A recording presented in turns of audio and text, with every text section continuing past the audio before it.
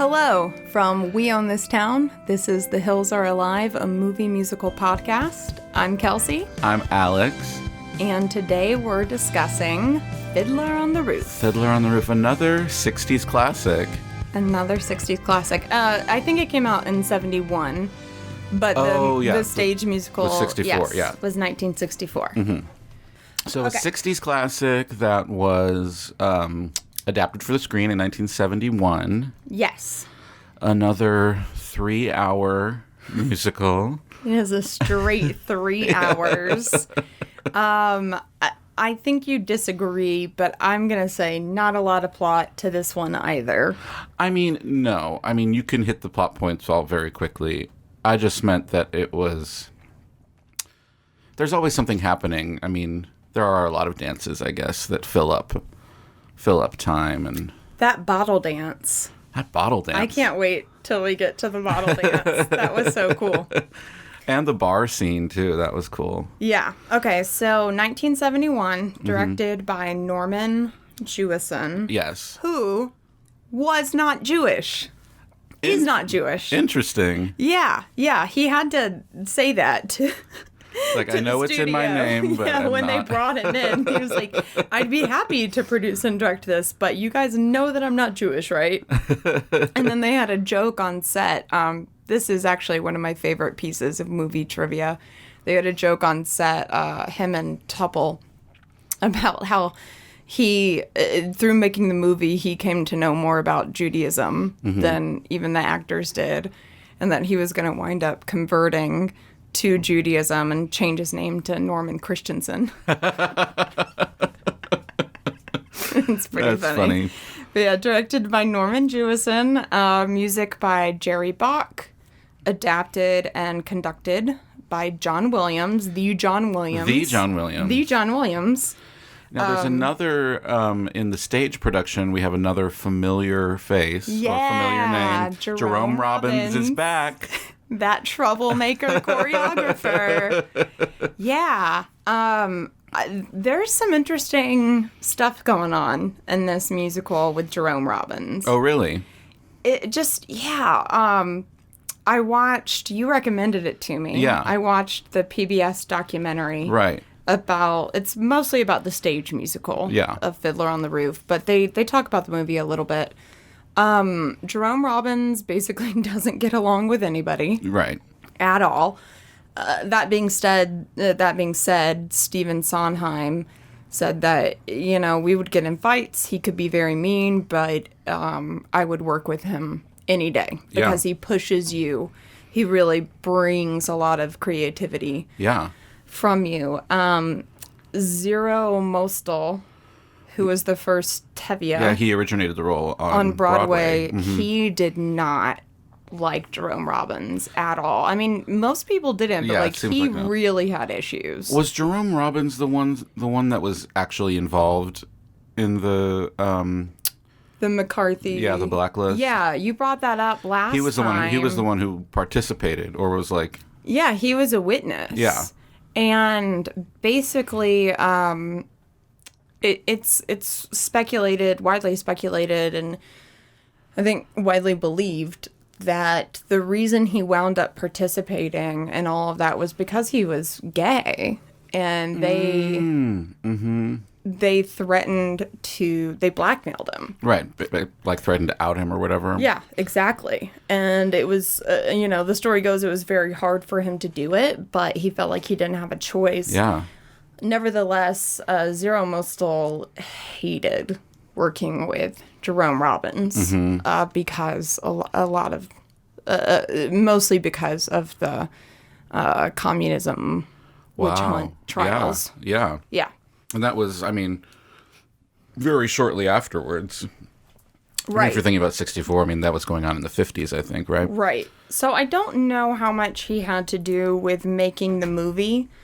He's credited for choreography, but I noticed in watching the credits that they do note a couple other names, like responsible for adapting for the movie. I think it's one of those things where he originated like those the really famous moves, that like as far as like the bottle dance, and I don't know if he was responsible for Tevye's shimmy dance. Yeah. It's just like those iconic sort of dance moves. Like, as opposed to West Side Story, where they actually brought Jerome Robbins in to direct some of those numbers, they just took the choreography that he had already created and put it on film. Right. Yeah. But yeah, lyrics by Sheldon Harnick. Mm-hmm.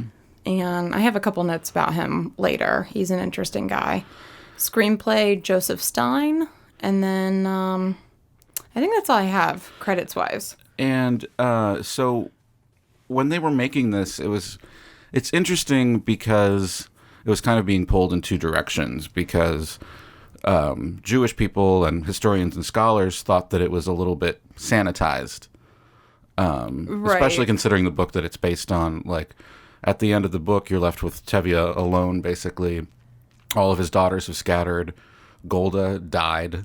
Right. It's a much darker series of short stories. Right. And then in the documentary, one of my favorite pieces of commentary was from Fran Lebowitz, and she was saying, like, no one's nostalgic for the old country. No one wants to go back there. What is this? But I mean, that's kind of her. Like, she's... Yeah. She's always sort of antagonistic that way. Right.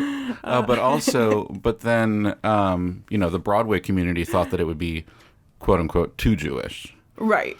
So they kind of had to find this it's either like middle ground. Not Jewish enough, or it's too Jewish, or it's always something. Right.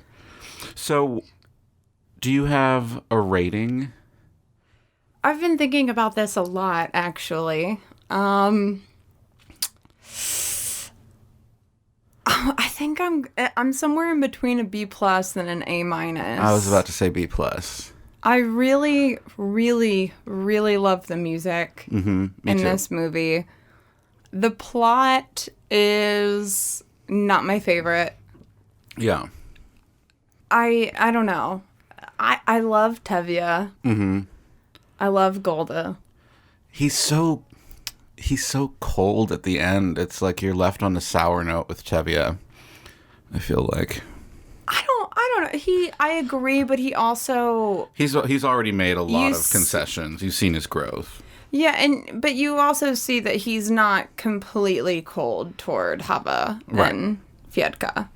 I mean, yeah. I mean, he's speaking through Zeidel, but he is speaking, right, which is a huge improvement. And I think that, like, the Tevye we've grown to know over the past 3 hours, I think most people would assume that, give it some time and he's going to get over it. Right. Yeah, I mean, it is a long movie, and the plot isn't super thick. I mean, it's very repetitive. Right. We get, the first story with Zeidel. Right. And basically just say, we see the same thing happen 2 more times. Right. And it just gets progressively more radical. Yeah. And, like, initially, I don't find... Like, it takes me some time to warm up to Tevye. Like, I'm not as charmed by the song Tradition as I think some people are. Mm-hmm. Because I'm just watching it, and I'm very much like Perchik. I'm watching it, and I'm just like... Why are we singing about all these traditions that are awful? These are just traditions that make life hard for women, for anyone that's different. And I think it kind of points that out when he's like, so why do we do, like, where did these traditions come from? I'll tell you. I don't know. But I mean, in that sense, he's only talking about the clothing that they wear, but to your larger point... And it's a point that's brought up again in the wedding scene, and Perchik actually is the one that initiates that conversation. With the dancing? Yeah, sometimes there isn't a good reason to carry on a tradition. And as Tevye points out late in the film, at one point, these traditions, they were new too. Right. Sometimes new is okay. Right. So, there's a ton of growth for Tevye throughout. And I really do love him by the end of it. Mm-hmm. But there's still, I don't know, I guess I just get frustrated watching all these movies where women just have such little agency. Yeah. And, like, even when the daughters wind up marrying them and they want to be with, like, Zeidel's literally on her knees begging. Yeah. And it just makes me feel so uncomfortable to think about having to, like, beg. Yeah. Like, the lead male figure in my life. And then Huddle has to fucking move to Siberia. That sucks. Yeah. I mean, look, Perchik, he is cute AF. Mm-hmm. But I don't know if I would have gone to Siberia for him. Like, let's just have an extended engagement until you get out of prison. Like, Kiev is one thing. Siberia? Are you kidding me? Yeah. No. And she's going there just to wait for him to get out of prison. I read a book recently about a man-eating tiger in Siberia, and it is so good. And also confirms, like, I never want to step foot in Siberia. Oh, no. It sounds terrifying. Yeah, no, I mean, it's just so cold. Yeah. And the tigers. Do you want to jump into a recap? Or you have anything else to add before that? I'll just add that just a couple notes about the production overall. Yeah. Highest grossing film in 1971. This just seems to be a trend for the ones that we're choosing. They're either like in the top 5 or the number 1. Well, I think that we did make a point to choose some of the more popular iconic musicals. Yeah, for this first go at our podcast. We will eventually do more obscure ones. I mean, we have a list of, I think it's over 150 titles at this point, and I'm not saying that we're doing all 150. We'll try. That'd be like 300 hours of content. But you know, we did make an effort to pick some of the bigger ones, and you know, for the most part, when a musical makes it onto the big screen, I mean, they usually do pretty well, do they not? And it's usually because they usually make it to the big screen because they were hugely popular on stage. Exactly. Exactly. That's what I mean. Like, there's a reason why they get adapted. Right. Well, in that vein, yeah, this Fiddler held the record for longest running stage Broadway show for 10 years. It was the first to surpass 3,000 performances on stage, and it held that record until Grease 10 years later. At the end of that PBS documentary, they actually say that ever since the Broadway production premiered in 1964, Fiddler on the Roof has been performed every single day somewhere in the world for, forever. Yeah. That's crazy. That's insane. I mean, it's another one of we've talked about this before, but it's another one that's like always being performed in high schools and community and I think they do stuff. include like regional and high school theater when they talk about that. Also, it's a surprise hit, like huge hit. It was a surprise hit in Japan. Interesting. Yeah, but it makes sense when you think about it because, you know, Japanese culture is a lot about tradition as well. Yeah. And there's a joke that someone made to one of the producers, like, I can't believe, you know, this is coming from a Japanese audience, like, I can't believe this musical does so well in America. Mm-hmm. And it's why? And they're like, because it's so Japanese. I never thought about it that way as far as, Yeah. You know that the Japanese culture is also obsessed with, I mean, this has nothing to do with anything, but Anne of Green Gables. No, I didn't know that. Why? They have like an Anne of Green Gables land. I love Anne of Green Gables too. They have a theme park? Yeah. Shut up. Yeah, they're obsessed with. But what? It can't be a theme park, like. I don't know if it's like a theme park or it's just like a storybook land kind of a. Do you have to like destination. pay to enter? I think so, yeah. And like you can have your picture taken with Anne, you know. It's what? Like, yeah. What? Mm-hmm. Okay, so what is it about Anne of Green Gables? I don't know. I'm not sure exactly. I mean, because that's a Canadian production, right? Yeah. Book / TV miniseries. Right. I don't know. I mean, this is not something that I did research for this, so I don't know exactly what fair. it was. That's fair. That's so interesting, though. My sister really loved Anne of Green Gables, and so, like, I kind of loved it a little bit.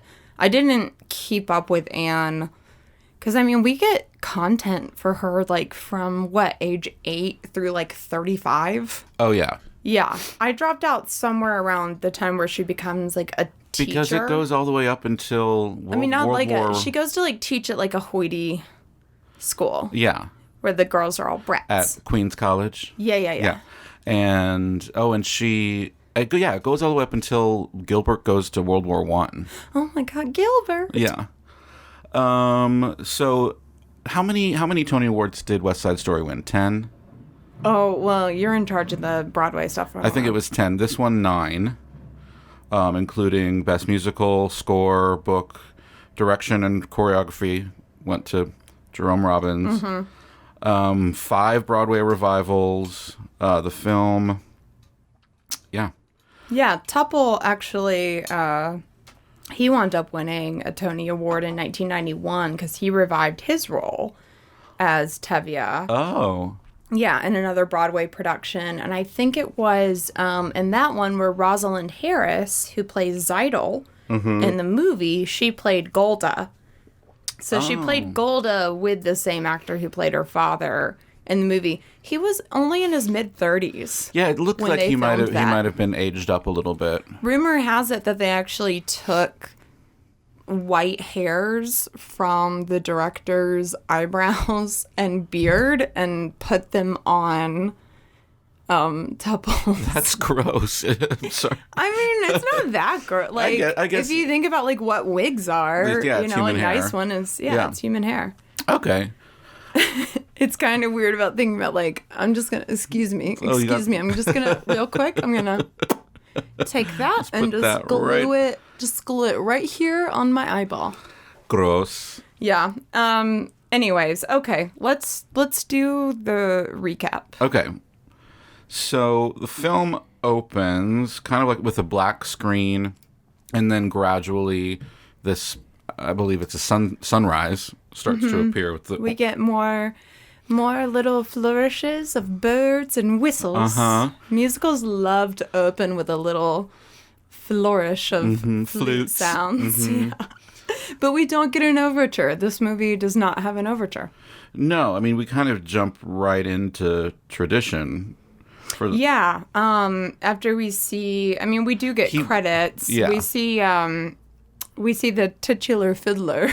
The fiddler, and Tevye talks, basically Tevye opens the show with just, giving a little introduction. Yeah. He says, we're all a fiddler on the roof, trying to scrape out a tune without breaking our necks. Right, as it turns out. Look, I'd never seen this before, so I had no idea that Tevye is not the fiddler on the roof. He is not the fiddler on the roof. The fiddler is a metaphor.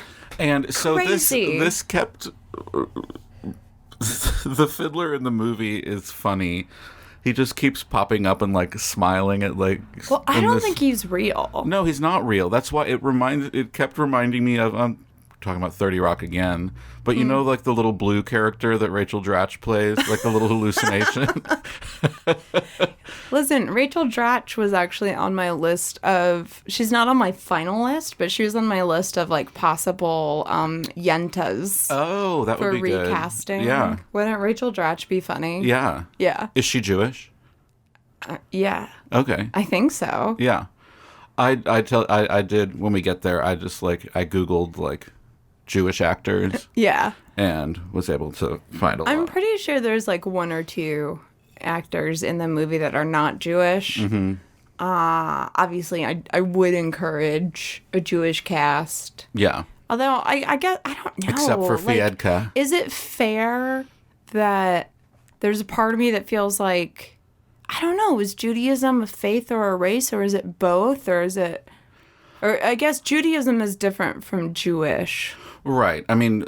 yeah. I mean, I think that we're assuming that there is an Ashkenazi Jewish heritage. Right. That shows up on genetics or whatever. Yeah. And then there's a lot of people that convert. Right. And then, can they be? I don't know. I don't know. Are they in the movie? Are they allowed? I don't know. I have no idea. This stuff is hard. We'll have to, before we make the movie, we'll have to consult some Jewish people. A rabbi. So after Tevye kind of makes his introduction and like basically explains the title of the movie. Yeah, the Fiddler is a metaphor for like how precarious life is. How precarious your traditions are. Right. Yeah, like it's a balancing act trying to scratch out a tune and, stay afoot on top of a roof. Right. Life in the Pale of Settlement. They, you'd ask why, if it's so difficult, why would you stay? Right. Well, because it's our home. Right. And tradition helps us realize who we are and what God wants us to do. Right. And tradition also helps you as far as survival and, scraping out your routines and, I understand that. So in the song Tradition, we start with the papas. Yeah. And then the mamas. Then the mamas, the sons, and the daughters. Yeah. And the daughters is basically like, we just wait to get married. Yeah, more or less they say, the papa, it's his job to read the Torah, to go to work, to decide everything in the household. It's the mom's job to make sure everything is good to go so that he can go do what he wants to do. Right. Or needs to do. Do the housework and all of that. I don't remember the line for the sons. The sons are the only ones that don't get their own little. It's like at 3, I went to Hebrew school. Oh, at 5, I learned a trade. At age 10, I learned a trade. At 10, I learned a trade. I heard they picked a wife for me. I hope she's pretty. Yeah, that's all that. That's my life. Yeah. And then the mamas teach the daughters to sew and mend and blah, blah, blah, blah, right. blah, blah. Wait to be married. Marry who their papa tells them to. Oh, yeah. Preparing me to marry whoever Papa picks. Okay, yes. We don't have the licensing for that, so you gotta cut this out. Okay, so Tevye, he's riding through town. He's delivering milk. Mm-hmm. Tevye's a dairyman. He's the milkman. And he's explaining their traditions. We're seeing various scenes. We see Laser Wolf, the butcher. And can we just, talk about how great of a name Laser Wolf. Yeah. How's that not a band? It probably is. It should be. Laser Wolf. But so Laser Wolf is the rich butcher, and we actually catch a glimpse of him he's making eyes at Seidel. We see modal sewing, and we see the rabbi. We're introduced to Yenta the matchmaker, to the beggar, and to the rabbi. Yeah. They ask the rabbi, is there a proper blessing for the Tsar? Which gives us an indication that, this is pre-revolution Russia. Right. This is Imperial Russia. Yeah. Things are tense. I think we're about, 10 maybe years away from the Bolshevik Revolution. Yeah, this is supposed to be roughly 1905. Yeah. Yeah. So things are...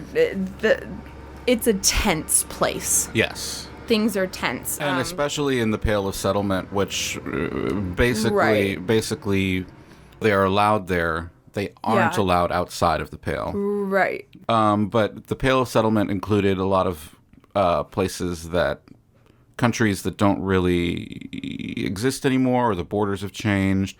But it includes what we know today as Belarus, Lithuania, Moldova, Ukraine, parts of Poland. Mm-hmm. So anyway, moving on. They asked, I mentioned earlier, is there a proper blessing for the Tsar? Right. And he responds, may God bless and keep the Tsar far away from us. And then as he says later, there is a blessing for everything. Exactly. Even sewing machines. Yes. Tevye also shows us the others, which are basically the Russians. Non-Jews. Right. Including the constable, who, he's a nice enough guy, but, not nice enough. He's nice. Yeah, in the musical, there's some sort of an understanding, especially between Tevye and the constable. Yeah. As far as having a respect for each other, which was one of the things. I don't remember who was upset by it, but when it came time to make the musical, a lot of Jewish people and historians were kind of upset that they made that constable a sympathetic character. I can see that, especially in 1971. I watch it today and I'm just like, screw this guy. Yeah. Because at the end he's like, I hate that you keep blaming me for this. Right. And it's like, dude, you're literally the one that's here carrying the orders out. I don't care if you didn't come up with the orders. Like, you could quit your job. Yeah. You could just stop. And in the book, he is like absolutely cruel. Yeah, I think, like you mentioned earlier, like the whole family winds up dead. Yeah, it is not it's much darker. Yes. So, and he says again, without tradition, our lives would be as shaky as a fiddler on the roof. Right. So we get it at this point. So back at home, we see Golda, his wife, and the daughters. He has 5 daughters, and Yenta is dropping by for a visit. Yenta is the matchmaker. Yes. And Zeidel is dreading all the matchmaker's visits because she's the oldest daughter. And we learn later she already pretty much has a relationship with Model. Yeah. Zeidel is 19. She's almost 20. Mm-hmm. And she's almost an old maid. Oh, shut up. But she dreads Yentl coming by because Yentl doesn't give a lot of regard to what Zeidel wants in her matches. They're always men that are too old or bald or, just maybe a little not suitable for a 19-year-old girl. And then I think this is when Modal shows up. Yeah. And we learn that... so, Golda tells Zeidel, you're way too poor to be picky. Right. Run off. Mm-hmm. And then, she sits down alone with Yenta. Mm-hmm. And, I think that, that's when Modal shows up. And he asks to see Zeidel. She says, no, go home. Oh, right. They don't go... Yeah, she just says that she's not around. Go away. Yeah, and she establishes... Yenta wants to know immediately, what is the tailor doing here? What is this about?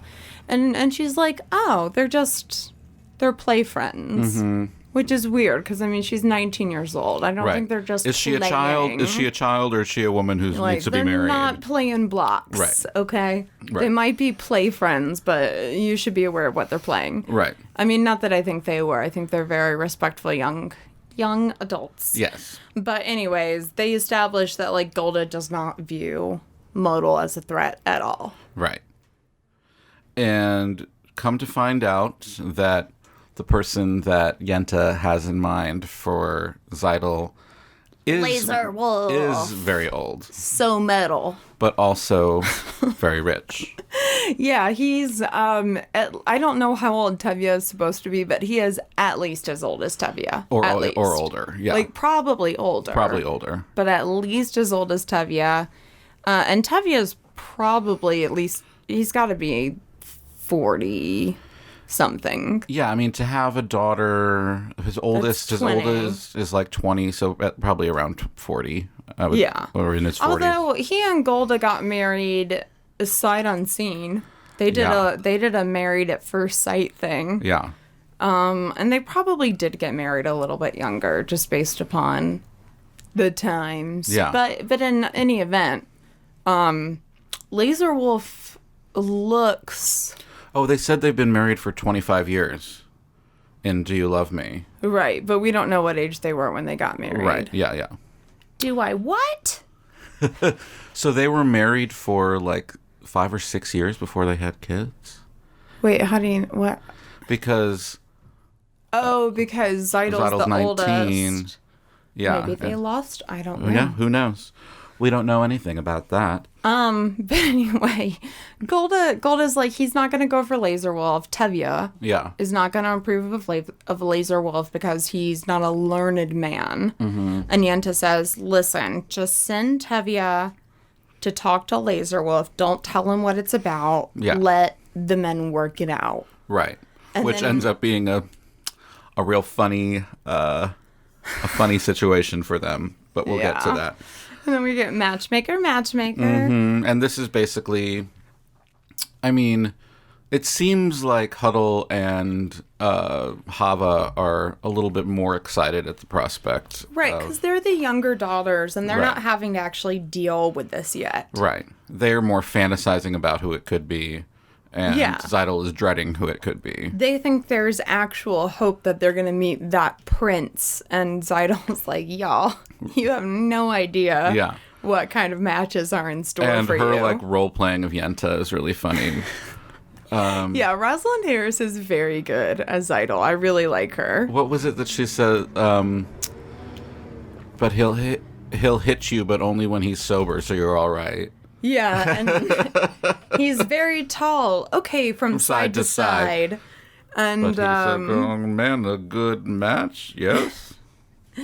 Yeah, she says also, he's very young. Okay, he's 62. Right. Yeah, that scene is all pretty funny. Yeah, turns out all of her nightmares are about to come true. Yeah, but Hava, I do really like the line from Hava where she says, like, I'll bring the veil, you bring the groom, slender and pale. I mean, it's just really cute. Mm-hmm. Hava's like the middle, she's the exact middle sister. Because, there's two younger ones that don't really have a role. Yeah, I don't even know what, I don't know what their names are. Bielka? Mm-hmm. And Sprints. Sprintza? Maybe. Yeah. It's spelled like Shprintze. Yeah. Sprintza and Bielka. Mm-hmm. But anyway, Hava's right in the middle. And I mean, I think she's like the dreamiest as far as. Oh, like the most idealistic. Yeah. Probably. Yeah. All right. But by the end of the song, they're all just terrified. Yeah. And it ends with them just kind of fall back on the bed, and they're all scared. And then we go to Tevye, who is having a little conversation with God. Yeah, his horse has gone lame. Yes, which I think it is like, for the rest of the movie. Why today? Yeah. Yeah, I don't know if a horse recovers from being lame. So for the rest of the movie, he is carrying his cart by himself. Listen, side note, that horse in the movie was actually chosen from a lot that was being sent to a glue factory. Oh. And they picked out this horse, and the cast lovingly named it Shmuel. And Norman Jewison saw at the end of the film that horse was taken to a farm so it could live out the rest of its natural life, which was 3 more years. Oh. Isn't that nice? So he was picked for the very thing that he was going to be killed for. Yes. Oh. Yeah. Because of his lame leg. Yeah. Oh. Isn't that sweet? So, Shmuel, he did good. So Tevye sings "If I Were a Rich Man." I mean, it's it's fine. I like the Gwen Stefani version. I was about to say we have another. Just kidding. Another visit from Gwen Stefani. Yeah, no, I really don't prefer the Gwen Stefani version. There are some funny lines in this. Yeah, no, I mean it is funny, and also I think that, I mean, he does. He has a lot of funny lines, but he also makes a point of saying that if he were rich, the best thing he'd get to do is like study the Torah all day long. Yeah. Like he's not actually that materialistic. Like what he wants is just a life of not having to worry and getting to study God all day. Yeah. What was the really funny line though? It was I'll have one big staircase just going up. Oh yeah, and then one just even bigger, going down. one even bigger going down, and then one going nowhere just for show. Going nowhere at all. I'm just like, this man has really never seen money before. Or a staircase. Like, he has no idea what to do with money. He just wants to build structures Right. that have no dividends. It's like, you just explained an escalator. Tevye just invented the escalator. He's like me playing The Sims. Like, I'll put a staircase here. I'll put a staircase there. I'll put a staircase here. Rosebud, rosebud, rosebud. So since the horse has a bum foot, Tevye decides to take the cart into town himself.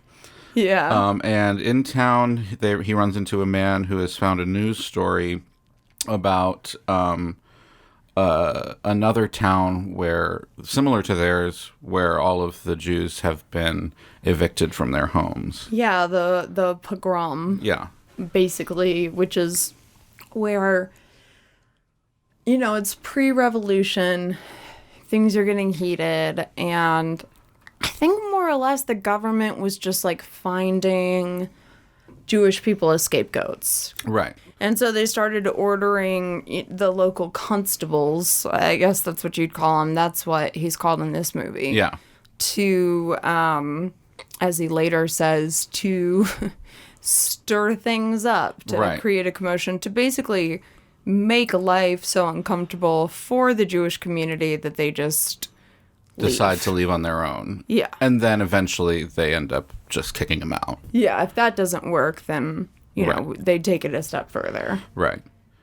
But so, so the men, they're arguing, or they're not really arguing, but they're listening to the news that Avram has brought, and then that's when Perchik shows up. Right. And he's like this little, he's kind of obnoxious, because he's like a much younger guy, and he walks up to these older men, and he's like, y'all don't know what you're talking about. I've been to Kiev. I went to college. I know things. Yeah, he's like the person who studied abroad once. Yeah, and comes back with an accent. Right. But yeah, I mean, they call him a radical. He's probably like what we would think of as a Marxist, I guess. Like, he still has his religion, but he's very much like eat the rich. Yeah, and he's resentful of them because they don't know anything about the outside world. And he sees them as kind of just letting this stuff happen. They'll fight about it, and they're complaining internally, but they won't do anything. Right, there's no action. Right, because in his mind, like even though he is still very much a Jew and he is a believer, like the faith is also keeping people down. Mm-hmm. The traditions are stifling their progress. Right. At least that's how he views it. Right. And for whatever reason, Tevye takes a liking to Perchik. Perchik explains. Yeah, he says, Perchik is right. You guys are right too, but Perchik is right. Right, and you're also right. Yeah, everyone is right. Tevye is a likable guy. And so Perchik says that he can teach Tevye's daughters in exchange for food.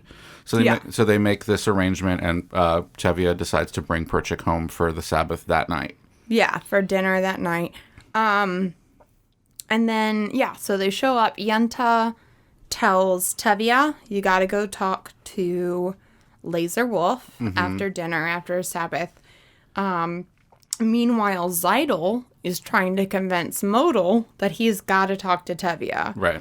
She can tell that a match is right around the corner, and she's sort of panicking. And this movie is just full of, I have to talk to you about something. What? I'm busy. Nothing. I can't. Yeah, there's a lot of backing down. And it's always the women that, even though Model does eventually, go to Tevye, it takes a lot of prodding from Zeidel. Mm-hmm. Hava, she's the one that winds up doing the talking with Tevye later on. And then Hodel also does it because freaking Perchik is in jail in Siberia. Right. But anyway, so Zeidel's trying to convince Model, you got to go talk to my dad. And he's like, but I'm just I'm just a tailor. It's like, I haven't even gotten my sewing machine yet. And she says the line, even a poor tailor is entitled to some happiness. And that's what he uses. Yeah, and it's like a light bulb moment. He's like, oh shit, like that, you're right. I am a human being. I do deserve happiness. Yes. Yeah, and then, yes, he uses that line later on Tevye, and that's the moment where I think Zeidel was always in love with him because they were childhood besties, but her face just really lights up when he says that line. Because she knows that he took what she said to her. Right. Yeah. And B, like, he's finally speaking up for himself. Right. Yeah. But we get to that later. So they do the Sabbath prayer. It's really, really beautiful. Like, the whole town, the whole chorus sings on that one. And it's sort of like in a round style. Mm-hmm. It's really pretty. It's as pretty as the singing nuns that we've referenced earlier, but they are not nuns. For obvious reasons. No. No. But it's lovely. And that whole scene, by the way, was lit, like in filming, it was lit by candlelight. Really? Yeah. I can't imagine how many candles it took. Interesting, yeah. But yeah, it was all lit by candlelight. One thing that I really appreciate about this movie, not necessarily in this scene, because obviously when the chorus comes in, it sounds like trained singers, but that none of the principal actors are really like fantastic singers. But they're not bad singers either. No. Because, I mean, the music is not super duper challenging. No, it's not really rangy. I mean, it's not. Like, I feel like I love this soundtrack for a couple of reasons. One, you get all of Tevye's, or not all of them, but a lot of Tevye's monologues. And so it's sort of like you can go through the film listening to the soundtrack. Like, they're not two separate entities. Right. The way, like, Moulin Rouge, the soundtrack is totally different from the movie. Sure, yeah. Yeah, you can listen to the soundtrack and feel like you're reliving the movie. And then I also love that, like, yeah, it's singable. Yeah. If you're a casual listener like me... I'd say probably the most... I can sing along with it and not feel the worst. I feel like maybe the most challenging song is Far From the Home I Love, but it also is sung by probably the best singer of the bunch. I think that... I've never tried to sing that one, so I don't know how challenging it is. But yeah, no, that is a beautiful song, and she is great, but...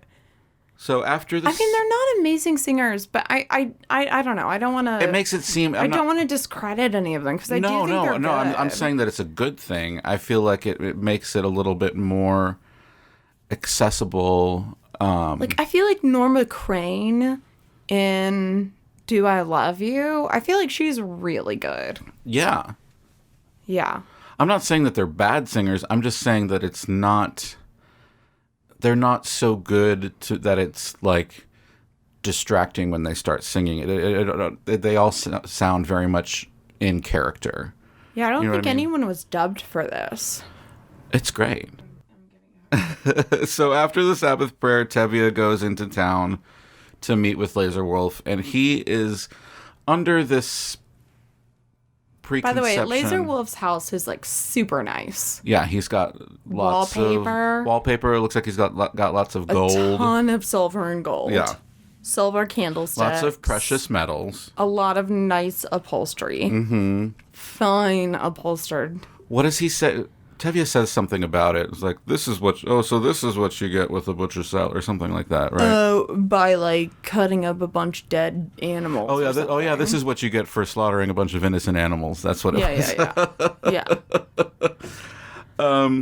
So yeah, because Tevye doesn't like he's not a big fan of Laser Wolf. No. Like, he doesn't have a lot of respect for him. He thinks he's not a learned man. Right. And when Golda tells him to meet with Laser Wolf, he gets it in his head that it's about the milk cow, about his new milk cow. So they start having this discussion. Tevye says something about like, well, you come for the one, and next thing I know, you'll be coming for another. And it's like another. Why would I want another one?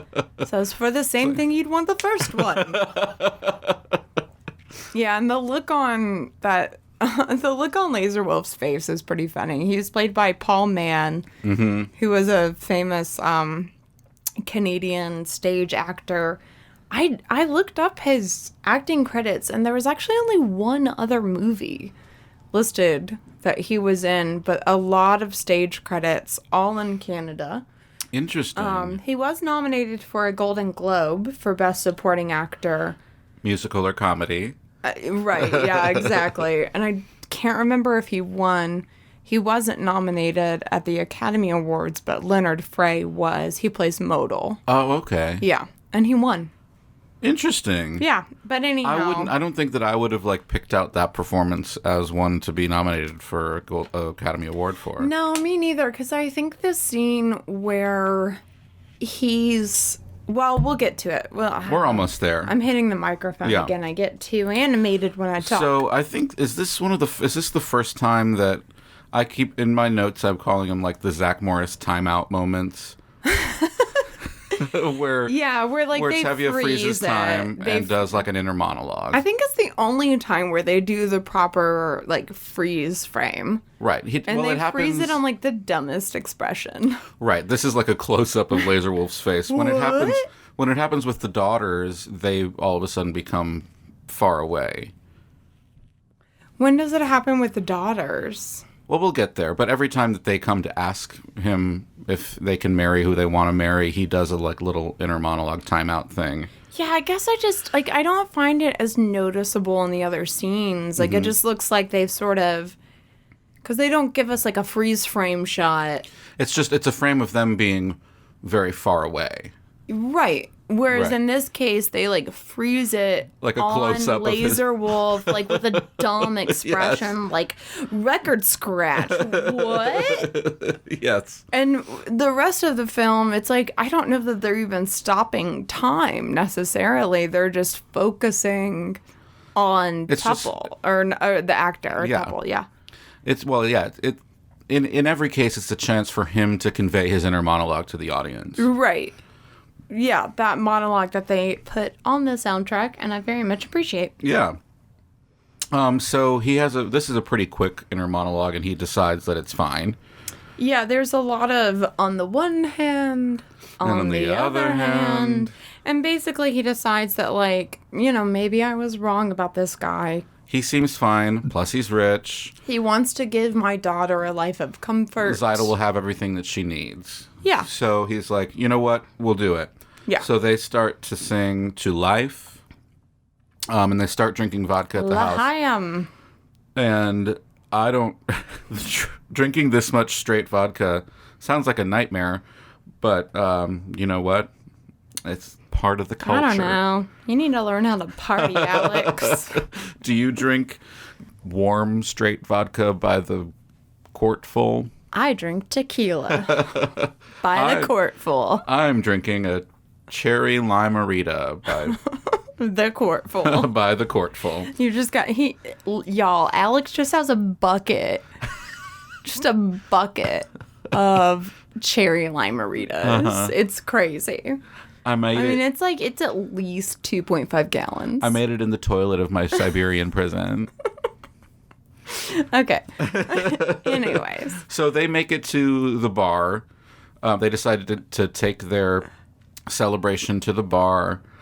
They go out to celebrate, and we get a big dance number. Yeah. Which is great. It's Jerome Robbins. It's a nice scene.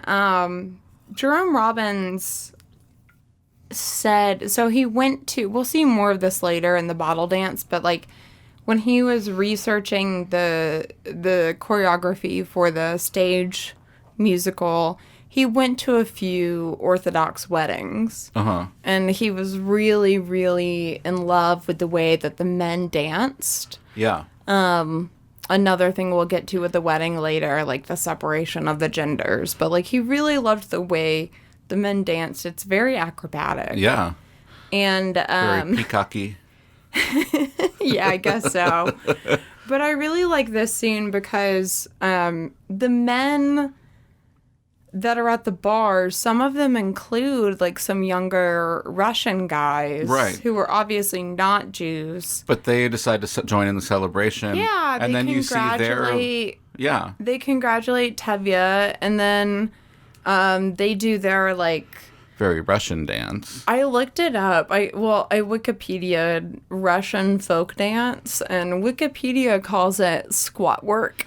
Yeah, I was just about to say it's a lot of squatting and like immediately standing up into a kick. I feel like there's a better, probably Russian name for it than squat work. Yeah. I mean, if you think about Russian dancing... But it is accurate. Right. It's like a squat where you jump immediately up into like a wide leg I know. I have no idea how they do it. They're so flexible, and like their legs go all the like higher than Rockettes do. Yeah. It's insane. And then one of them accidentally like bumps into Tevye, and it looks like there's gonna be a bit of a rumble. Right. But instead, he offers his hand out, and Tevye takes it, and they just dance together. Right. And then they all start kind of dancing together. Yeah, because it's been more or less established that in Anatevka, the different people, they get along just fine. There are no issues. Right. It's basically like they keep to themselves, we keep to ourselves. But even in this instance, we see that they get together and they do great. And right. they as have long as fun. you have, yeah. Especially when you got vodka involved. Yeah. Oh, but it could go the other way. Absolutely could go the other way. It could go really poorly. So after this, Tevye is kind of stumbling out of the bar, and he runs into the constable. Yeah. Who I guess is trying to be like a good friend or something. Look, the constable is like a nice guy who's like a little bit bigoted.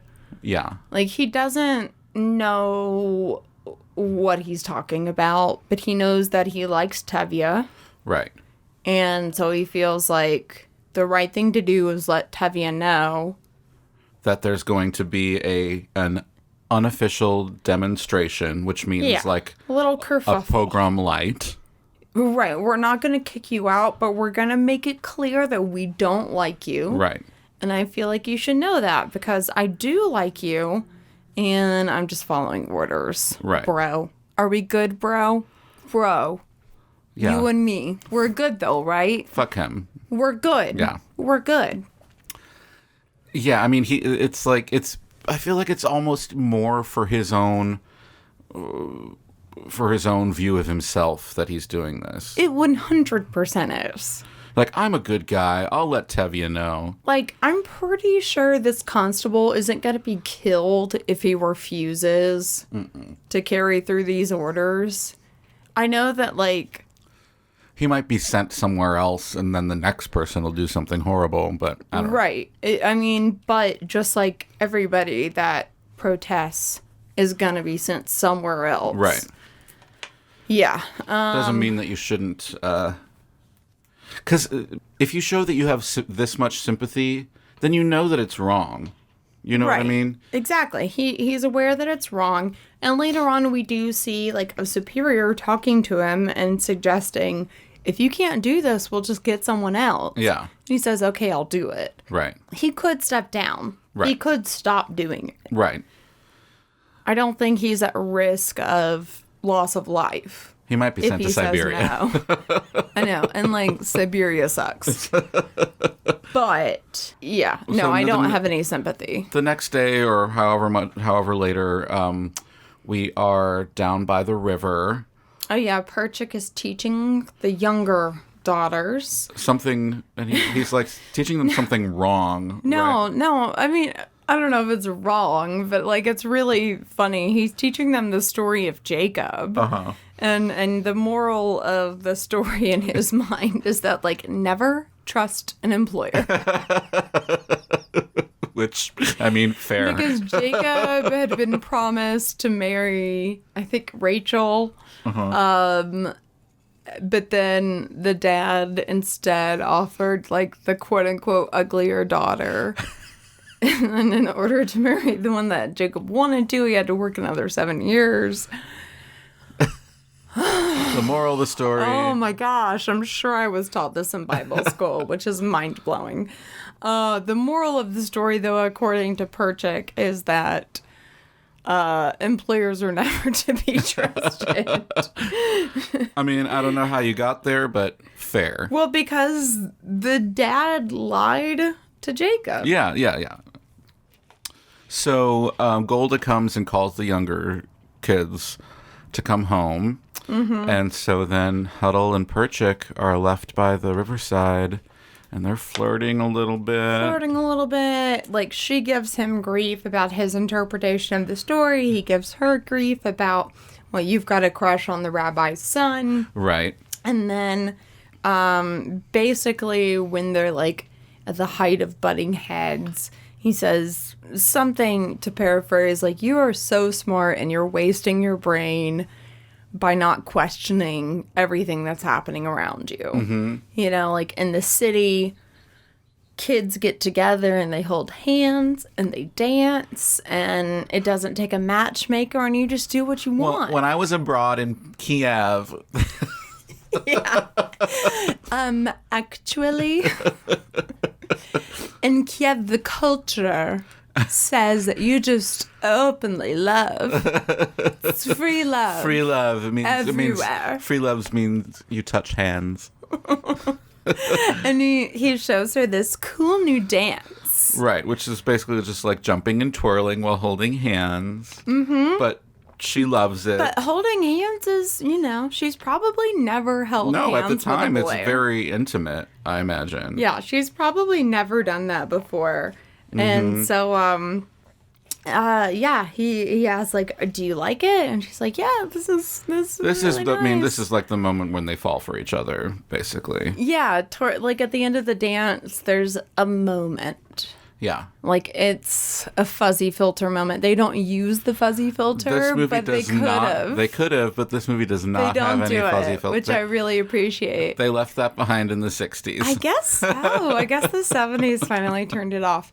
But had it been made a couple years earlier, like, I guarantee you there would have been a big fuzzy filter. Absolutely. Like, all around. Really twinkly eyes. Yeah, like, huh? I mean, they still have that look on their faces. Like, It's a little silly. Like, oh, I never noticed you before. Oh, even though Perchik is dreamy. By the way, that actor, I mean, he is Jewish, but they had to give him contact lenses because he has blue eyes. I know plenty of... That's interesting. Yeah. I feel like I know plenty of Jewish people with blue eyes. Paul Michael Glazer. Starsky. I'll have to look up his IRL pictures, see those baby blues. Yeah, I guess so. If you want to. So we go back to Tevye and Zeidel. Tevye wakes up with a hangover. Yes. And now he has the unenviable task of being hungover and letting Zeidel know that he just signed her life away. Although, like, he doesn't see any problem with it. True. Like, there's nothing unenviable about his position as far as he's concerned. Not right now. Right. Other than being poor. Right. But as far as, like, telling Zeidel... what is going to end up being an unenviable position? I guess so. He goes to tell... Well, I mean, first he has to, like... I don't know why he bickers with Golda so much. I mean, I do and I don't. Like, they're supposed to be that old married bickering couple. Right. But, like, all she wants to know is, like, how did it go with Laser Wolf last night? And yeah, why not just... Shut up. Patience. Why not just tell her? Just tell her. Just be like, yes, I made the deal. I'm gotta go tell Zeidel now. Like, it's not it's not that hard. No one wants to answer any questions in this movie. It's like, not now. Yeah, it would take me 30 seconds or and less. I can't. And like, this is a point in time where they had a lot of hours in their day to fill. And there was no Netflix. He's already, as Golda said, he's already slept half the day away. Right? Did he not just let her know. Just let her know. But also, anyways. like, did he not have to get up at like 6 a.m. and deliver milk? Like, why did he sleep till noon? He probably did, but he was hungover. Yeah. I don't know. Who knows? But anyway, so he basically refuses until he can tell Zeidel. He finds Zeidel in the barn. He tells her, "You're getting married at Laser Wolf." She's not thrilled about it. Hava gives like the most unenthusiastic, like, Mazel Tov ever. Yeah. And then Perchik shows up and he was like, "Yeah, good job on landing a rich dude." And he says it in a way that's just like, I'm judging you. This is lame. And you know, Tavia's like, "What's so bad about marrying a rich guy?" And I think, like, the whole time, like, Golda, by the way, like, once she finally finds out, she is ecstatic. Right. She, like, claps, and he's like, "Oh, do you have to?" Oh, with the clapping, yeah. She's like, you know what? You're the one that's hungover. Right. You don't get a pass for that. So obviously Zeidel is mortified. Yeah, she breaks down. She's not happy. She says she can't do it. And I think that something that really gets to Tevye is when she says, he's like, "But we made an agreement." And she says, "Is an agreement really more important than I am?" Yeah, I agree. I think that's the moment where he was like, "Well, I guess not." Yeah. He relents. He loves his daughter too much Model to shows deny her up. some happiness. And then, right after, like, he tells her, "I won't force you to do this." Yeah. And then Model shows up, wants to talk to Tavia. He keeps rejecting him until finally Zeidel is like, "Would you please just listen to him?" Yeah. And then it takes a little bit, but he uses finally gets it out. He uses that same line, "Even a poor tailor is entitled to some happiness." Yeah, because at first Tevye thinks it's absurd that, number one, he's like proposing his own matchmaking. Right. And number two, like, you're poor. Yeah. You can offer my daughter nothing. How dare you? And so eventually, well, they said that they already made a pledge a year ago, first of all. Yeah. And then Modal promises, he says, "I promise you that your daughter will not starve." Yeah. And this is where he does the timeout and has his little Oh, that's right. He does he his sees little that, like, yeah. inner monologue. He's like, "This is the most like a man," for lack of a better word. He reasons, like, for the first time, like, this guy has raised his voice to me. Right. Which shows that he has some courage. Right. That he's never had before. Right. And promise to take care of her. Yeah. And he's clearly in love with her. Mm-hmm. She's clearly in love with him. She looks happy. She looks hopeful, is what he says. Yeah. So he reasons that it's worth it to agree to that marriage. Right. So he relents, but he doesn't know how he's going to tell Golda. Which is so dumb. But before that, we get "Miracle of Miracles." Yeah, it's a cute song. It's just them being happy about...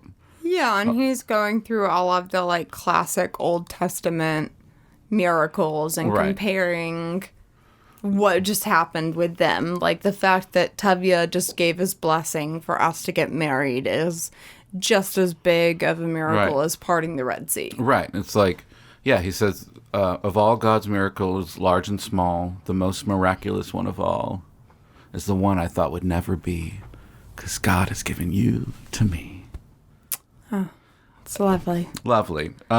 So then we meet, so Hava is coming home from somewhere on the road, and she's met by a gang of Russian youths who are giving her a hard time. Yeah, they're just, like, poking fun at her because she's, like, a young Jewish girl, and they're horny Russian teenagers or something. And then Fiedka stops them. Mm-hmm. He says, "You leave her alone." Yes. And so they leave her alone. He says that he likes her. He likes that he's seen her at the bookstore or whatever, the library. He likes that she likes to read, right? Yeah, and he says that he wants to get to know her, and that his name is Fiedka, and he's pleasant and charming and ambitious and quite modest. That's pretty cute. It's cute. And then he gives her a book. Right. This is him getting. It's very Jess from Gilmore Girls. Right. I mean, it's the guarantee of the second date. Like, you take this book, I'll have to get it back from you at some point, and then we can talk about it. It's a good move. Yeah. Like, for anyone listening, like, it's a good move. Like, here, Right. take this, and when you finish it, you can let me know. Right. How did you like it? Right. So that happens. It's cute, but forbidden. And so then we come back to Tevye and Golda in bed. Yeah, so Tevye's decided the way he's gonna break the news to Golda about Zeidel's new engagement to Model is to feign a dream. Right. Where in the dream, all of their deceased loved ones are present. And especially specifically, Grandma Zeidel. Yeah, we meet Grandma Zeidel, who Zeidel, the daughter, was named after, Golda's grandmother. And also Laser Wolf's deceased widow. Right, Or not widow, but Deceased wife. Wife, yeah. Frumisera. And basically he makes this whole thing up. And I mean, it's a funny dream sequence. Yeah. But he's making the whole thing up and more or less saying that, like, your grandmother thinks that she should marry Modal. And also, if she doesn't, Laser Wolf's dead ex-wife is going to kill her. Right. And maybe everyone else. Right. And then, like, I guess Golda's really into dream interpretation. So she says, oh my gosh, we can't do this. She has to marry Modal because that's what my grandmother said. And then Tevye has this little moment that actually really frustrates me where he looks up at God and he's like, we pulled a fast one on her. It's like, why wouldn't you just tell her? Yeah. Just tell her. And Tevye's funny because he has these inner monologues with God and then also with the audience, and it's hard to tell if all of his inner monologues are supposed to be with God or if they're two separate things, because sometimes he addresses the sky. I think when he's talking to the camera he's just thinking, and when he's looking up at the sky he's talking to God, right? But in this scene he's looking upward and he points at his temple.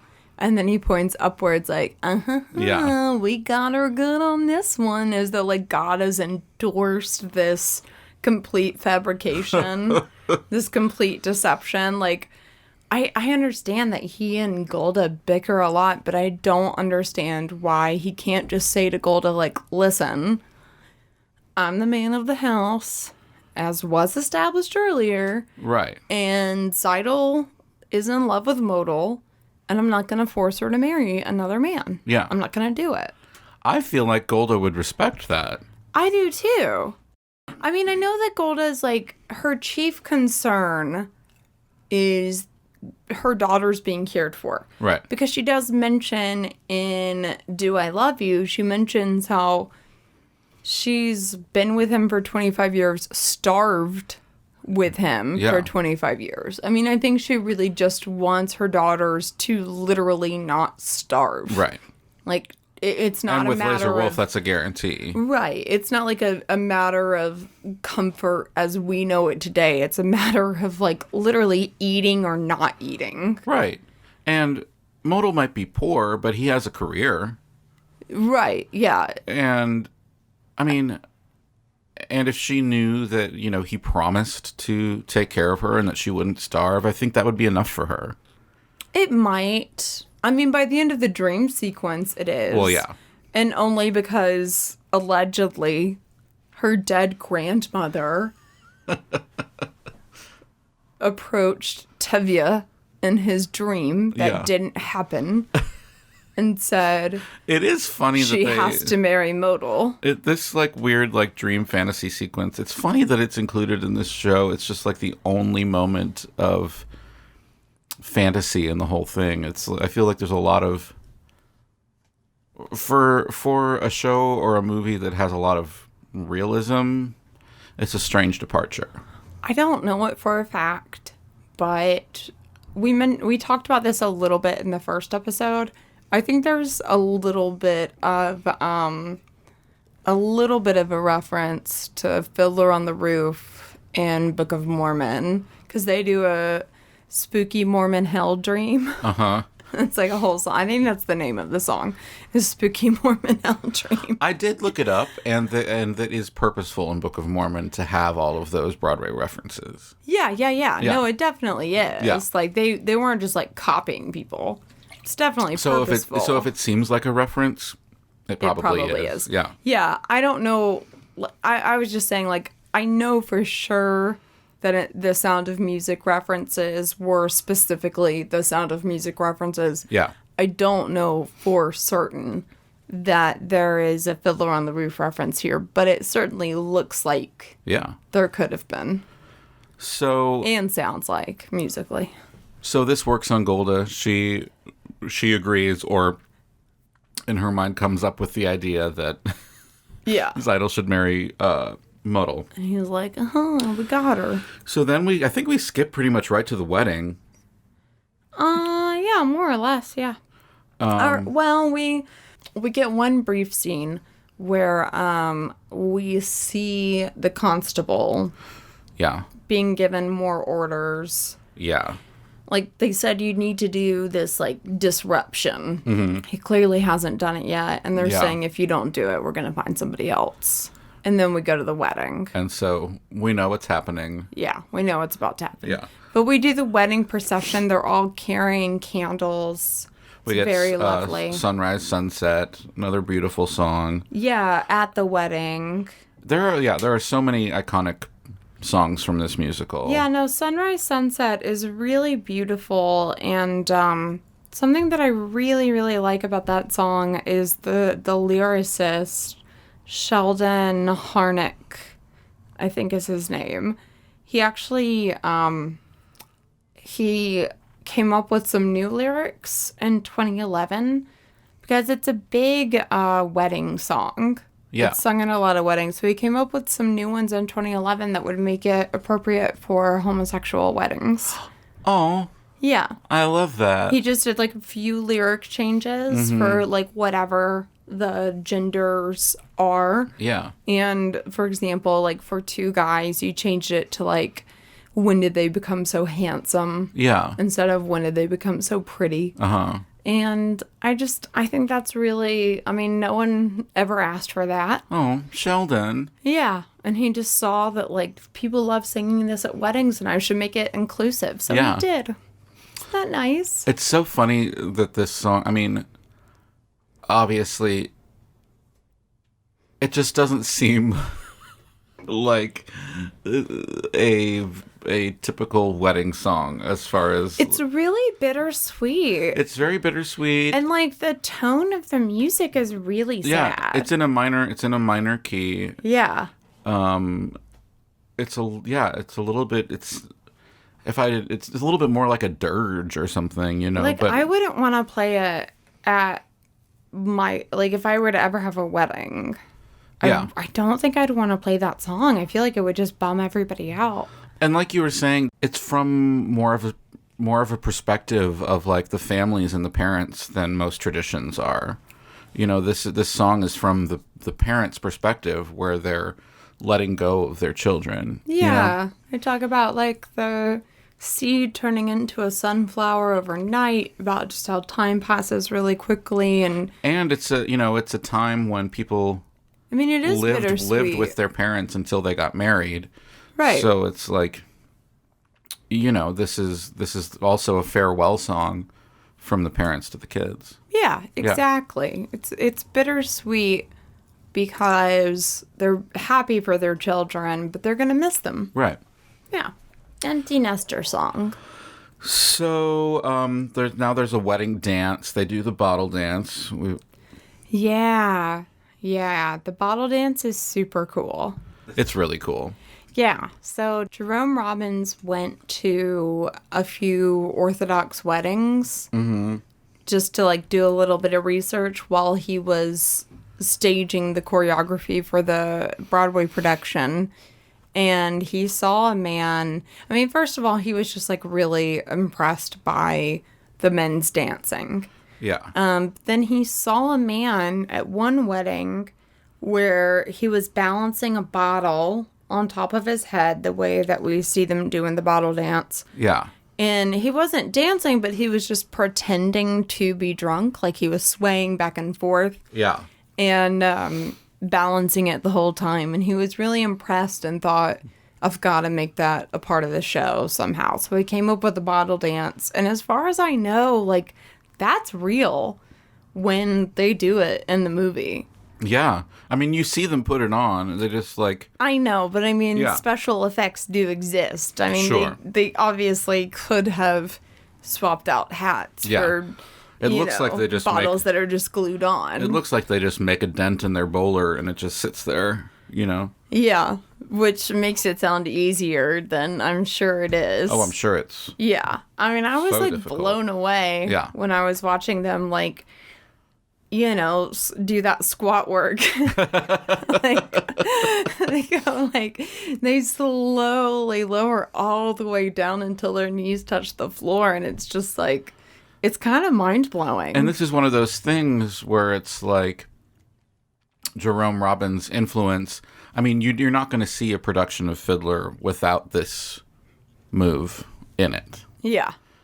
Like, I watched I watched an episode of Gilmore Girls last night where they are staging an elementary school production of Fiddler on the Roof. It's a great episode. I know what you're talking about. The episode is so tastefully called Jews and Chinese Food. Okay. Yeah. Amy Sherman Palladino. Anyways, in the elementary school production, it is pretty cute. And we don't get to see the bottle dance, but we do see that Lorelai, who is in charge of costumes, she did sew the bottles into the caps. But I mean, they're in third grade, so that's fine. That's totally allowed. Except for Kirk.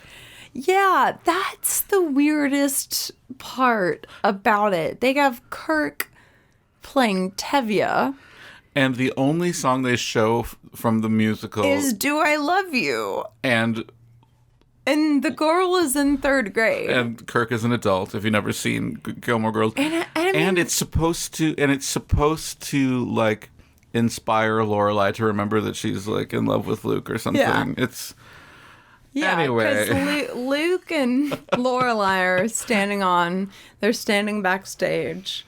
And they're watching the whole thing and clearly having a moment. Yeah. Well, this grown man, Kirk, is... And at this point in time, like, I don't think Kirk and Lulu, the teacher, I don't think they're even together.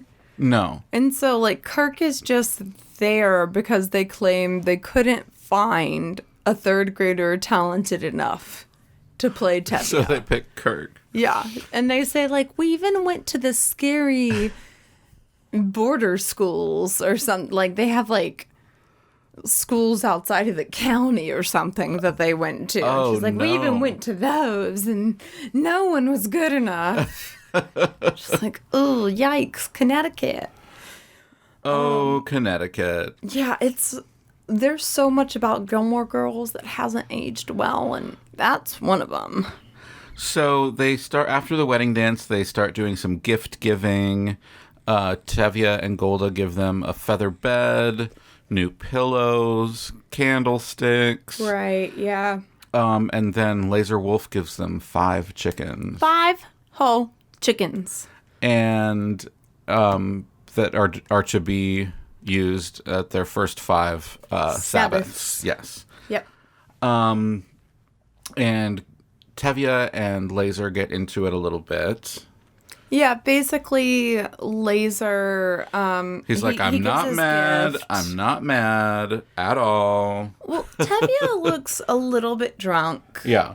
Because so Laser's given the gift to the couple, and then Tevye stands up and says, like, as the father of this bride and her new husband, I accept your gifts. Yes.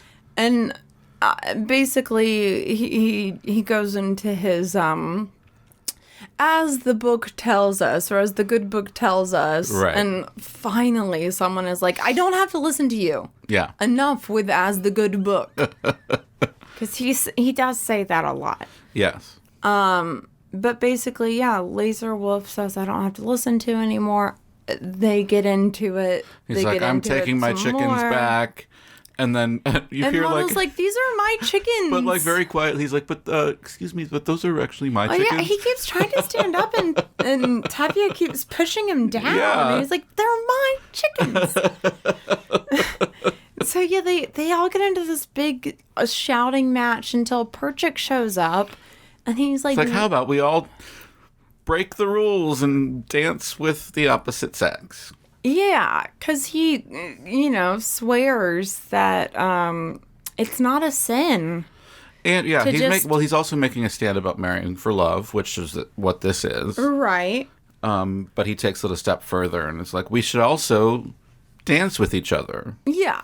He's saying, like, it doesn't matter what we're here for, because the fact of the matter is that Zeidel wanted to marry this guy. Yeah. So let's just have a good time. Right. And celebrate. And he jumps over the rope barrier separating the genders. Grabs Huddle by the hands. But basically, he gets the rabbi to concede that, like, it's not a sin. It's like, is The this Bible, actually a rule, or the is this... Torah, like, it doesn't say Yeah. that it's a sin to dance together. Yeah. I mean, yeah, the rabbi is not really... They don't really portray him in a way that has very much authority. I like the rabbi. I really he like. has a ton of authority. Yes, but the way that he's portrayed is kind of comical, wouldn't you say? I mean, only in the sense that I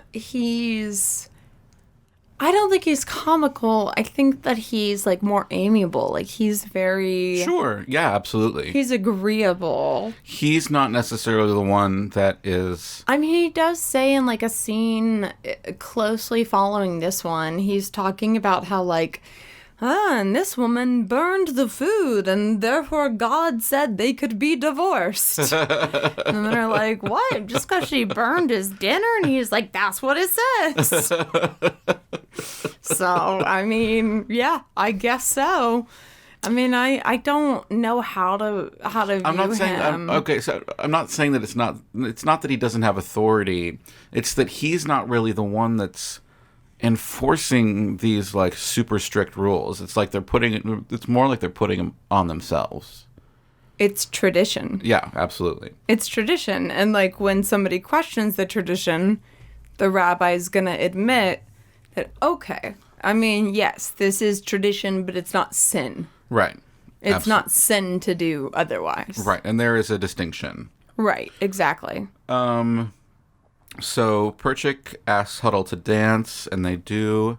And then eventually, like, everyone joins in. Yeah, and then, Tevye grabs Golda by the hands. It's a total orgy. Uh-huh. And doesn't the rabbi even dance? Yeah, but he has to, he uses, requires like, a scarf. a handkerchief. Yeah. He doesn't want to, like, touch another woman, but he does dance. Yes. Yeah.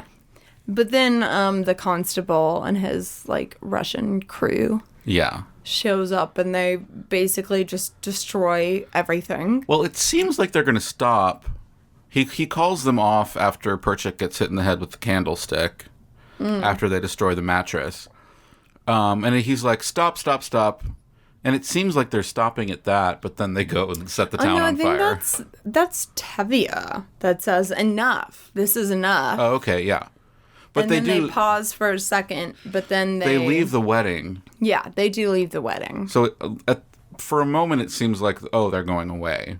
But they just go they're into just town. going to wreck more stuff. Yeah, it's very sad. And I think that's when we get to the intermission. Yeah, we have an intermission here.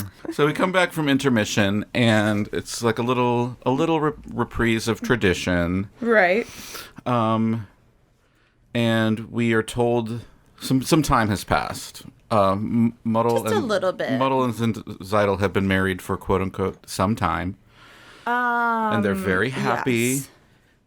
They're so happy that they don't know how miserable they are, as Tevye says. Yes. Jinx. Only one of us can talk the rest of the podcast. And so, in the next scene, we... Perchik is telling Huddle that he has to leave. Yes. He has to go to Kiev the very next day. So he is like, I have a political question for you. I really love this. I think, like, in my own version of, like, fuck, marry, kill, if I had to pick one to, like, marry, Yeah. I'd pick Perchik. You pick Perchik? Yeah, I'd pick Perchik. I think Because of this scene, I would pick Perchik. Yeah. And maybe fuck Fiedka and kill. No, not Model. You're insane. You're insane. No, I'm a practical girl. Yeah. And I've also always viewed the idea of marriage as a socioeconomic partnership. Absolutely. Well, and she says, what's political about that? He's like, well, everything's political. Yeah, I mean, honestly, in this day, I don't disagree. Yeah. I don't. Like, I didn't used to think that you had to have the same political beliefs as your significant other, but it's kind of hard in these tumultuous times to disagree with someone politically. Yeah. Because it's so much, it's really ideologically based. Right. Like, it's not really anymore about, like, how much should we tax people? It's more about, like, who has rights? Right.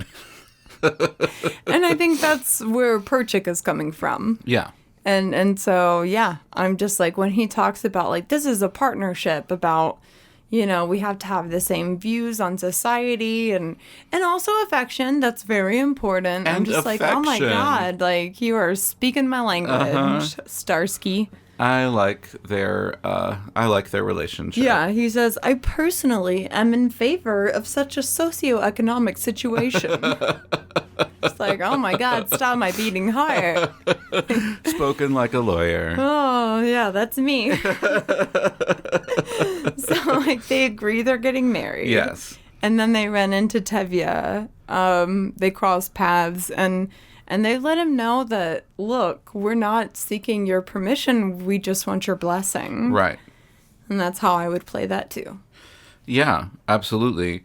And he doesn't agree because Perchik is leaving, but that's like the reason that they want to do it in the first place.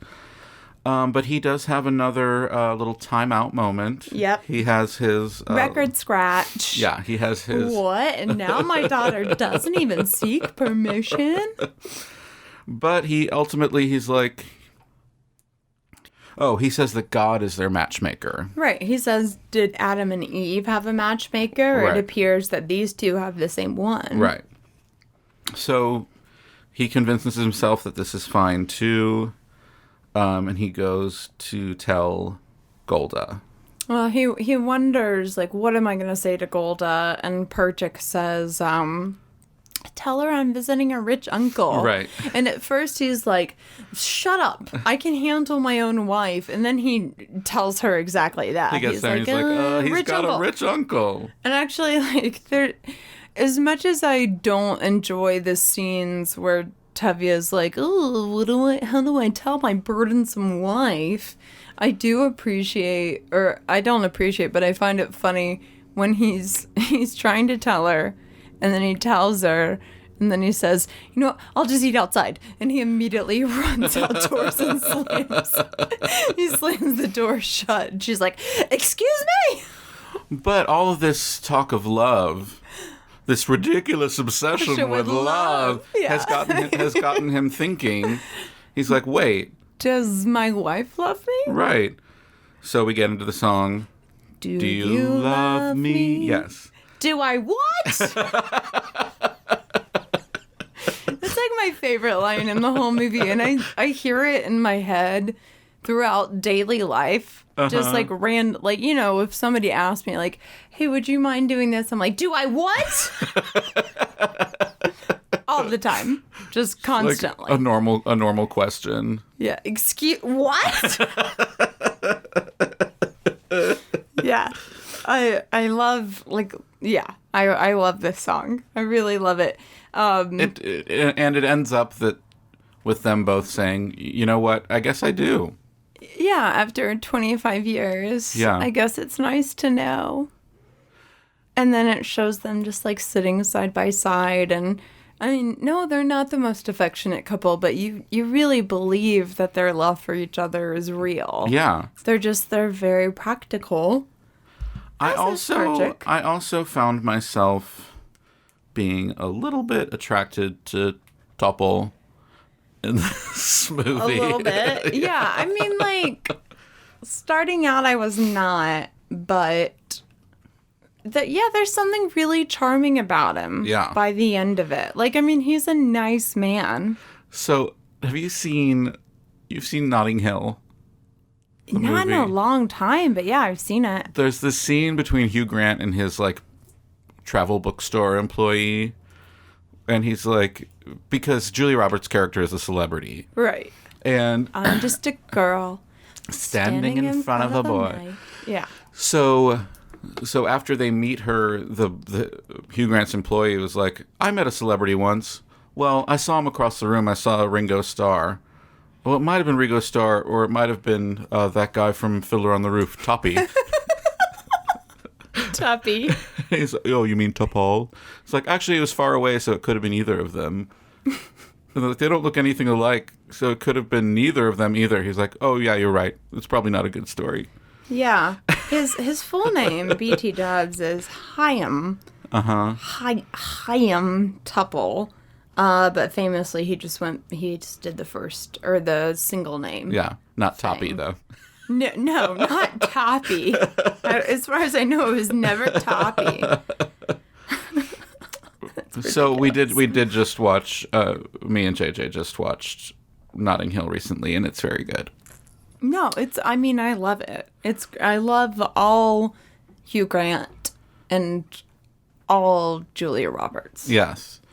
So we jump to Kiev, where so Perchik is being a revolutionary. He's like leading a rally. He's like trying for like workers' rights and like he's just trying to get workers to like join up in like I don't think he's like full blown communist because he is a devout enough. But this seems like more like pro-unionization or something. Yeah. Like, he believes that revolution has to happen. Eat the rich. Yeah. And so he's up there, and the guards... He's got his red flag like every good and the revolutionary guards, in a musical does. And he's wearing that cap and that scarf like they always do with the collar turned up. Like, he looks like... He looks good. It's amazing...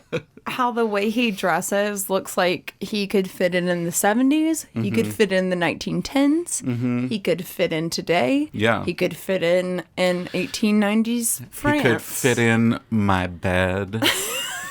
Sorry. Listen, Starsky is a handsome man. He's a handsome guy. Wait, was he in Starsky and Hutch? No, he was Starsky. Really? Yes. Oh, I said that earlier. I'm sorry. I missed that. Like, now I have to Google it just to make sure.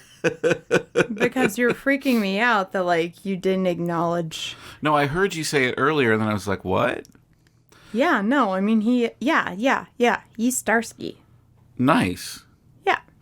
So he's doing his revolutionary thing, and then the Russian guards show up and break it up, and this, I think, is when... Oh, they don't break it up. They start a riot. Right. Well, and they arrest... With swords. Yeah. Horses and swords. and everyone else is unarmed and on foot. Yeah. And they arrest Perchik, and they send him off to Siberia. Right. And so in the next scene, we see Zeidel. She runs into Yenta. And Yenta, little busybody Has that a letter. she is, for Hodel. She's like, there's a letter for you at the post office. No, for Hodel. Not Yeah. even for Zeidel. Oh, right. And she's like, and so Zeidel's like, oh, great, I'll go pick it up. And she's like, well, I have it. I have it right here. She's like, it's opened. Yeah, I opened it too. I think she just says, like, yes, it is. Oh, she's like, oh, is it? And we don't even really get an explanation. There's not a prolonged scene about the letter. The next scene, we just see that Hodel is... It's just assumed that he is sent for her. She said, right. When they got engaged, it was like, he's going to send for me at some point. And then we see Hodel and Tevye at the train stop. Yes. And we learn that he's been arrested and or exiled to Siberia. A little bit of, he's in a settlement. She seems Siberia. convinced that if she goes, she'll be able to marry him. Right. Which I don't know how that works. I don't know how it works either. I don't know what the point would be of like going to Siberia to just be there and wait for him to get out of prison. I'm not sure. But yeah, I mean, but she wants to be with the man that she loves. Yeah. And this is a really sweet song. Yeah. Is it Far called from the Home Far I from the Home I Love? Love? It's a great song. Yeah. And we get something that we might get some more flashbacks later on having to do with Hava, but I think this is our first flashback where it shows him and Hodel as a child. Right. Yeah, like it frolicking in the does. field together. And Topol said that, like, this was the last scene that they filmed when they were making the movie. And then it really stuck with him for years and years and years. It was a beautiful moment between Tevye and his daughter. And he just felt like this song in particular would really resonate with audiences the way it does with Tevye. Yeah, and I feel like, didn't they mention this in that documentary, how this song in particular is one that really resonates with audiences? Yeah. Yeah. Yeah, like basically she's talking about how she wants more than anything to stay at home, but she wants and needs to be with the man that she loves. Right. Like, she's not choosing to leave home. She's just choosing to be with him, and those two things don't work together. Well, yeah, and that's, I mean, and the I think it's the ending line of the song, and ultimately the point of the song is her saying, like, I want to be home, but if I'm with him, I am home. Yeah, that's a really nice line. I think there's so many good lyrics throughout this movie, and good lines in general. She also says, like, what a melancholy choice this is, wanting home, wanting him. Mm-hmm. It's really beautiful. It's a great song. Yeah. And so after the song, she boards the train. Well, she says, he was like, oh, is there even a rabbi there that will marry you? I don't know anything about Siberia. And she says, I promise I'll get married under a canopy, which means that she's going to follow tradition when they get married eventually. Right, exactly. And he says, yeah, I'm sure there is at least one or two rabbis arrested as well. Mm-hmm. Yeah, so that'll be possible. And so then we cut to at the temple. Everyone's admiring something. You think it might be a baby. Or... No. This is we more or less get there. But this is when we get to the temple, and this is when the rabbi is talking about how, like, oh, she burned his food, and therefore God said he could divorce her. And that's when Avram runs in, and then somebody else runs in with news. First we get Avram with more quote-unquote bad news, just, like, letting the audience know, like, the pogrom is still happening. Yeah, nearby towns are still... Yeah. They don't get into it, but they're letting us know about that. And then somebody else runs in and says... Yes, that Zeidel and Model have a new delivery. Right. A new arrival. rather. And they're like, oh, we gotta get over there. And everyone's admiring it. It's so beautiful. It's so cute. And it turns out, of course, it is the sewing machine, not the baby. He's like, I'm going to finally have machine-made clothes. However, we do go into the next room over and find out that they do have a baby. In fact, a baby, a little boy who's very adorable and never cries, according to Zeidel. It's very sweet. And I think then we cut to the scene with Hava and Fiedka, and it's obviously that they are in a serious relationship now. And they want to go to talk to Tevye. Yeah, pretty much. That is what happens.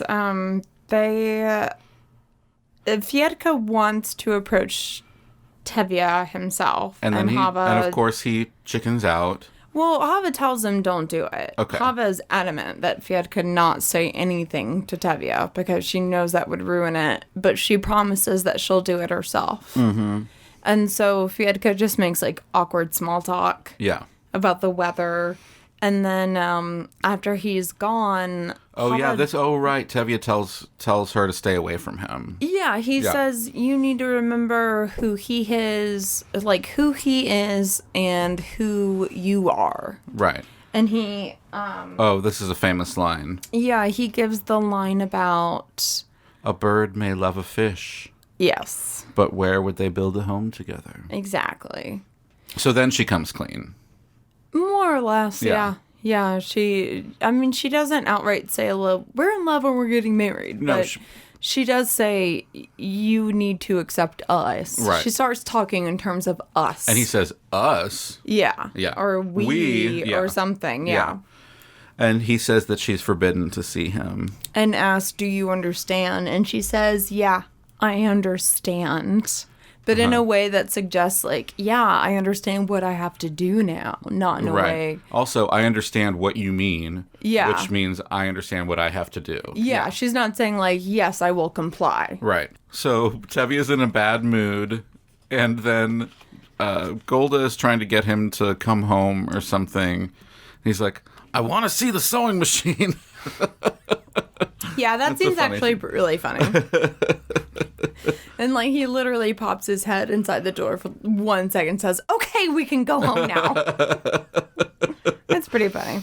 So then we get to this scene where I didn't realize what was happening. It's like the next morning. Yeah, I didn't realize what was happening at first, but Golda has gone to the Orthodox Christian church, right?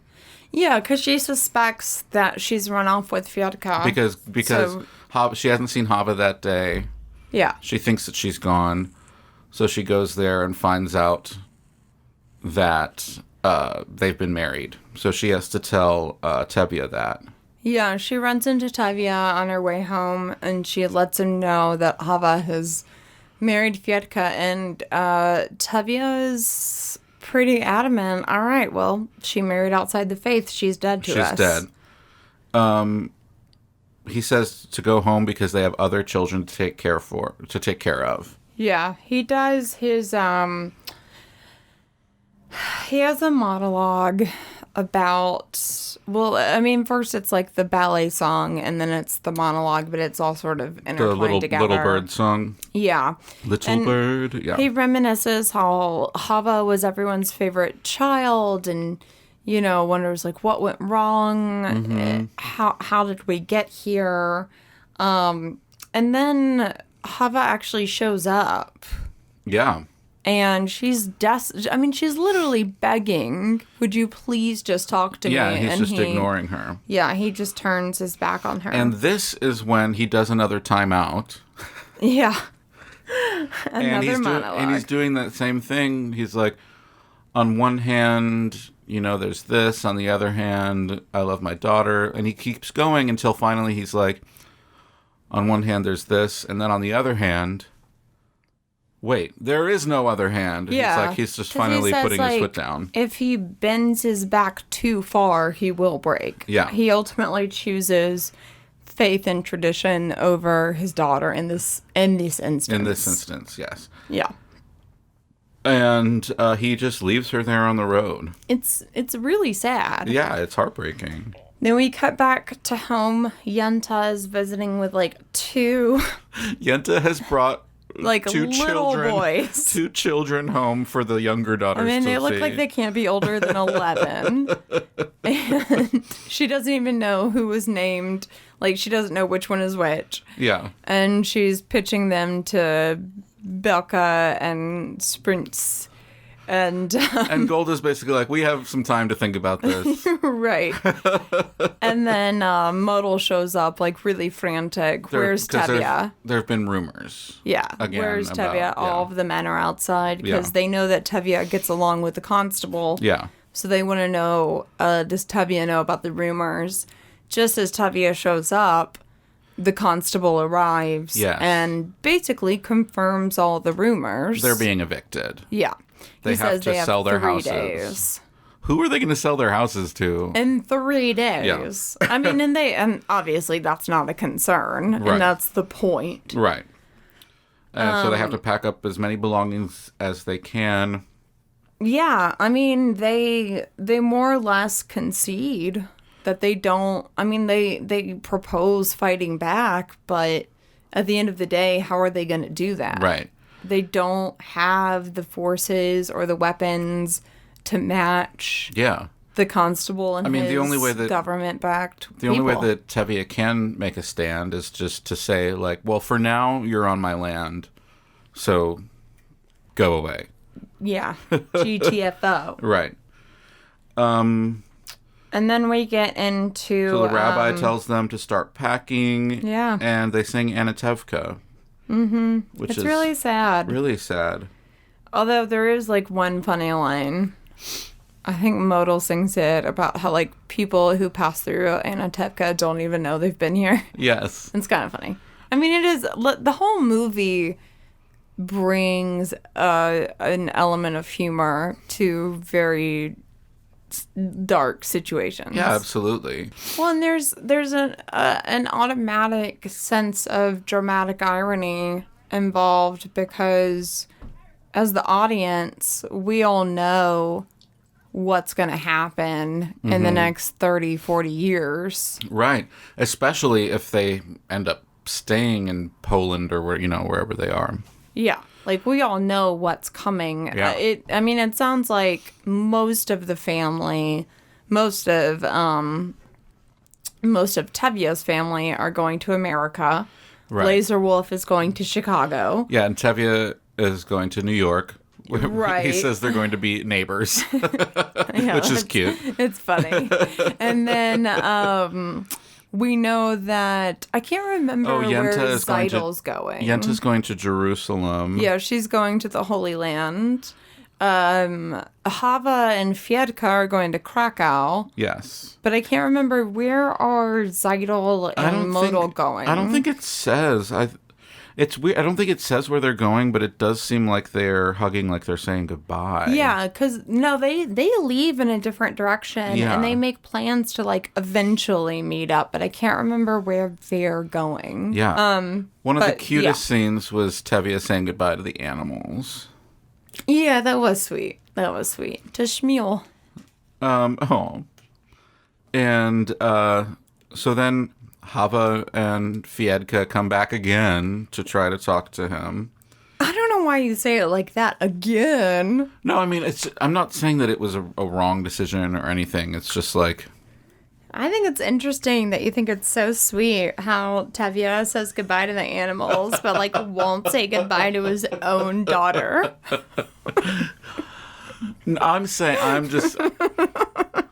It ends up working out fine, but it's at this point in the movie, I'm she seems like a glutton for punishment.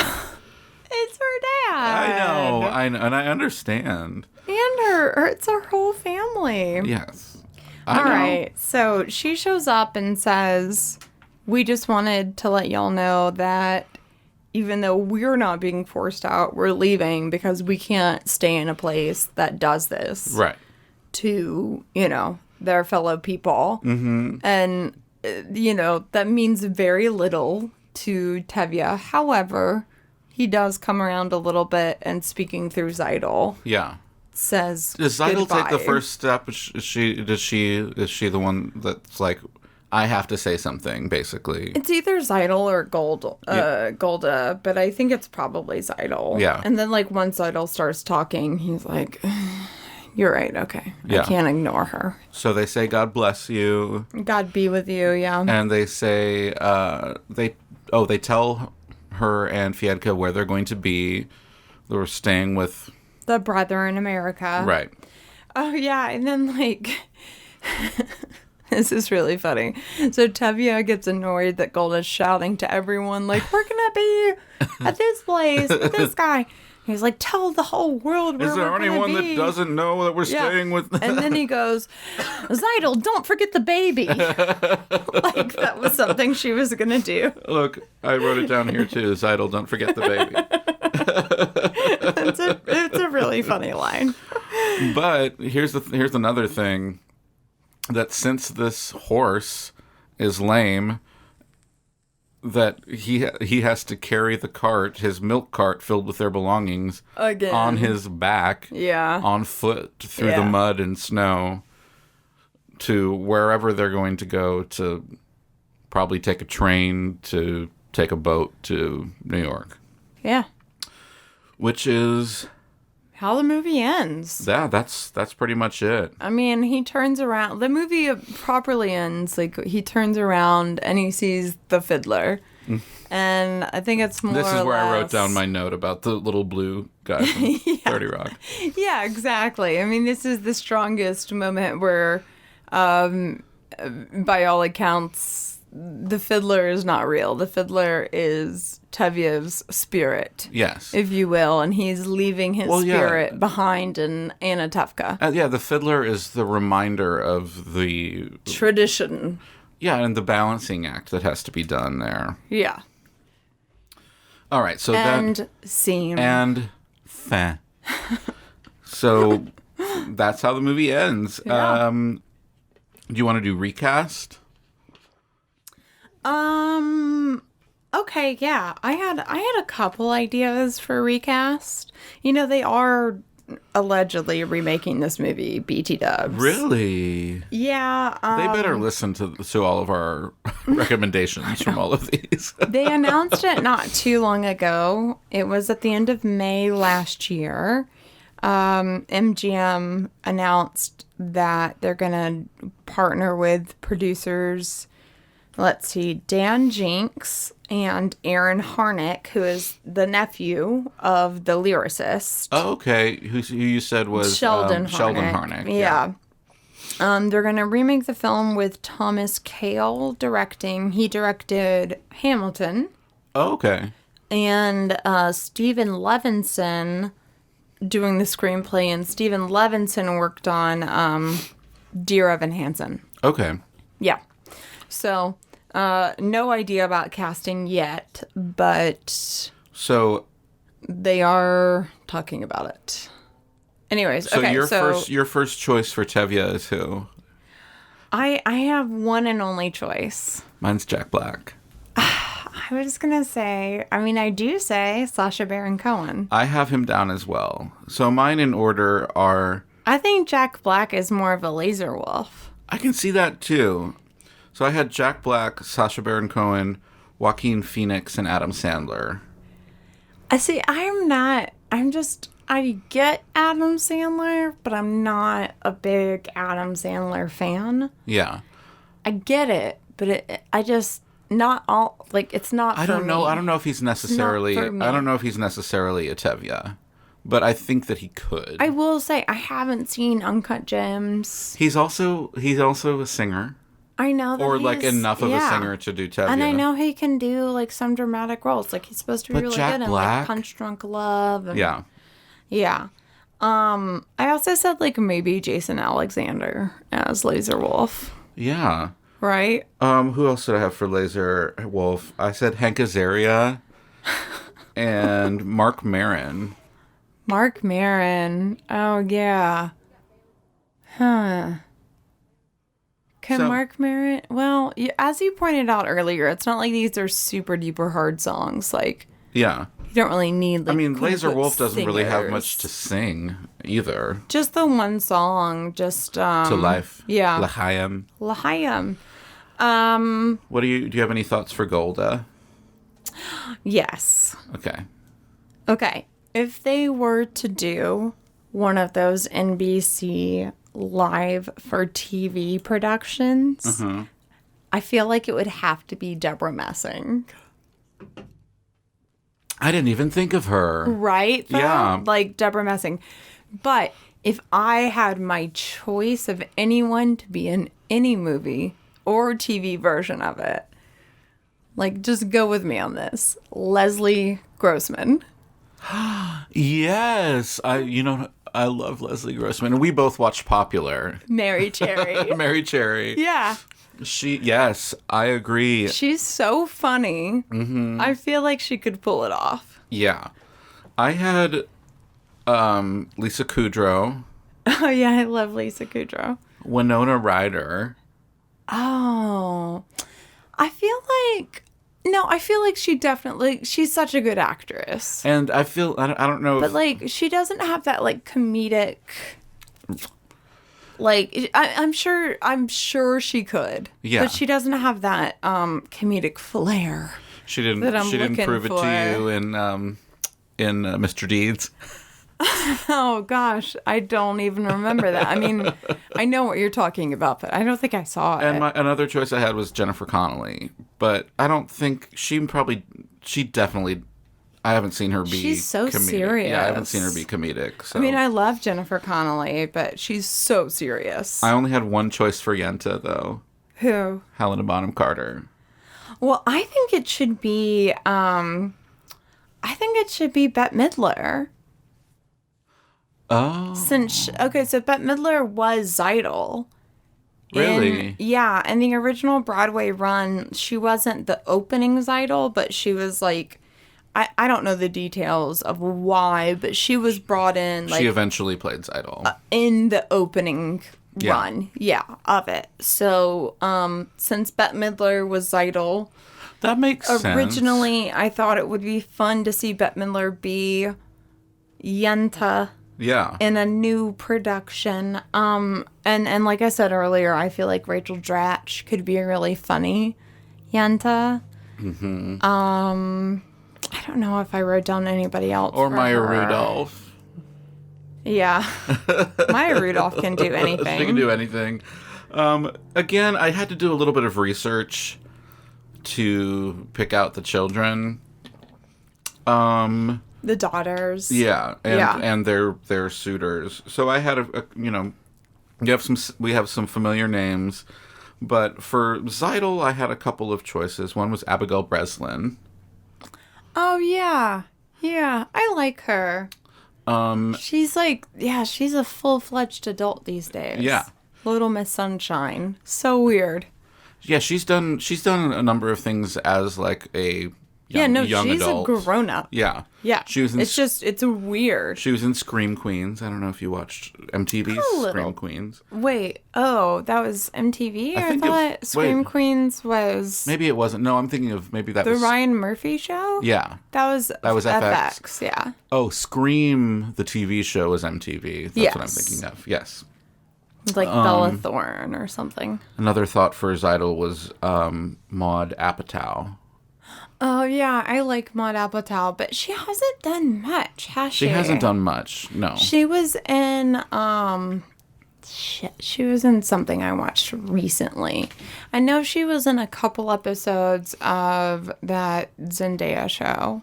Yeah, she was in Euphoria. Yes, but then she was in something else, too. It was like a period piece.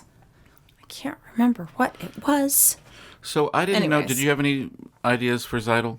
Yes. I have two ideas. First one, not Jewish. Okay. But Anna Kendrick. Yeah. I know that she's in her 30s, but, like, it's fine. She looks young enough. It's fine. She still looks very young, yes. And then also, I was thinking, did you watch Unorthodox on Netflix? Yes, I haven't. I wasn't able. I 100% 100% plan on finishing it. Oh my gosh. It was just like, I watched like the first 2 or 3 episodes and it was really heavy. But yes. It's what like every guy I've ever talked to says. I'm sorry. Okay, so an unorthodox Israeli actress, Shira Haas, plays... Was she the main character? Yes. She's such a good fucking actress. And if you were to see the end of it, you would know that she's an amazing singer. Oh, okay. So I would like to see Shira Haas. If we were to redo Fiddler on the Roof, I feel like she has to be in it. How tiny is she? She's like 5 feet tall, right?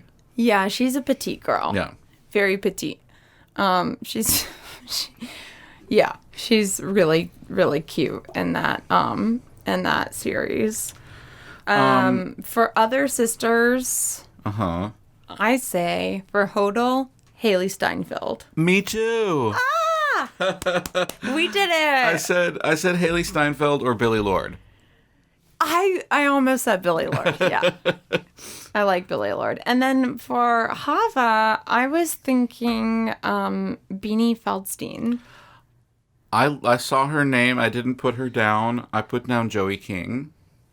Oh, yeah. I know Joey King. She was in that Hulu series about Gypsy Rose Blanchard. Yes. And the mom that the Mommy Dead and Dearest show. What is that syndrome called? Munchausen by proxy. Yes. With Patricia Arquette. Yes. Who Also could be Jewish. A Golda. Yes. She could be a Golda. She would be a good Golda. She would, wouldn't she? Mm-hmm. For Perchik, I said maybe Ben Platt. I said, and I have no idea if another Ryan Murphy guy. I don't know if he can sing. I guess you don't really need to sing to be Perchik. I said Aaron Taylor Johnson. Oh, you're just like going off of last week with Aaron Taylor Johnson. Well, he's also like pretty dreamy. By the way, the finale of WandaVision is tomorrow. Okay, and I'm so excited. I haven't watched last week's episode so either. Excited. I had thought about putting this actor as Perchik, but I thought that Aaron Taylor Johnson would be good for it. But for Modal, I had Timothée Chalamet. No. He would be a good Perchik too, though. No, he's a goy. What does that mean? Oh, it's just like it just means non-Jewish. Oh, he was on the list. He was on the list. Oh, you looked up Jewish actors and he was on the list? Yes. Unless Wikipedia was wrong, which sure. It's possible. What else do I have? I mean, he could be a Fiedka. He could be Fiedka. I also put down Ansel Elgort for Fiedka. We're revisiting some names here, but yeah. Did you have any Fiedka? No, I don't think it matters who plays Fiedka. Yeah, he has like one line. Yeah, like 4 max. And he's just like, I'm one of the good ones, I swear. He just has That's like all of Fiedka's character. Fiedka just has to be like charismatic enough for you to believe that Hava would drop everything for him, basically. I mean, he was cute. Yeah. Yeah. He had a nice haircut. Yeah. He looked very 70s for a movie set in like basically what would be Croatia today in Victorian times. 70 or the 1910s, yeah. What else? I didn't write down any favorite things, but I can think of some things. Do you have favorite things? Yeah, just we should go out on a note of our favorite things from this movie. These are a few of my favorite things. These are a few. Number 1, I would say, I mean, it's a good question, actually. Like, I like the whole experience of the movie. I really enjoy the comedy that's involved. I really enjoy... I would say number 1 for me is Bottle Dance. Yeah. Yeah, I Well, think the bottle dance and is the bar best. bottle dance and the bar dance, I think, are up there for me. Yeah, the male dancing Yes. is good. The squat work. The squat work is really pristine. I do like that it, when it came out, it was kind of viewed as a feminist production. Sure. At least when the movie came out, because at the end of the day, the girls do wind They all up, get what they want. yeah, they're the ones that decide who they're going to marry. Yeah. And I do appreciate that aspect of it. I mean, at this point, it's not a revolutionary idea, but I mean, it is. Yeah. Yeah, it's great. I enjoy the music so much. I think my favorite song is, it's either Do I Love You or Sunrise Sunset, which has been covered by a ton of artists. yeah. Like, even... And that's Like, so all funny. of the songs have been covered so much. Like, even the Temptations covered If I Were a Rich Man. It's wild. Yeah. It's really, yeah, you should just Google Temptations. But that can apply If I Were a to, Rich like, Man. that can apply to, Yeah. a downtrodden, marginalized community. No, absolutely. It's just also kind of funny hearing the Temptations sing, like, deedle dino deedle deedle na na, like, it's just funny. Marginalized people like Gwen Stefani. Exactly. Exactly. Yeah. I love Golda. I feel like she does. Yeah, That I do character. too. That character is such a. It's something I love, which is like this sort of like cold exterior with like a melting heart. And the only reason she has a cold exterior, I think, is because of, quite frankly, it was still the 60s, like, sexist writing. Sure, but also they're living in a life and death situation. She can't afford to, like, not be. Yeah, I strict mean, I'm about just saying things, it's or- like she's yelling at her husband, but also we see her husband, like, constantly lying to her. Right. And, like, refusing to talk to her, like, refusing to answer very typical it's not questions. Like, tell me what happened last night. Shut up. I'm hungover. Painting her like a nagging wife is. Yeah, they paint her like all she does is nag, nag, nag. And she just wants to know, like, what is going on with our lives. But what it reminds me of, to go back to Anne of Green Gables, is Marilla, as far as having like the steely exterior with like a very empathetic heart. Yeah. No, Golda is extremely loving. Yeah. I think she gets painted in a bad way, for sure. I really do. I think that she has to be very tough and she has to put her foot down sometimes because, I mean, yeah, when it's just tradition that your husband gets to decide everything, I mean, yeah, she has to put up a fight if she wants to be involved. Right. Or even know what's going on. And to Tevye, it's just a lot easier if he can just block her out and make decisions on his own, which is more or less what he does. Right.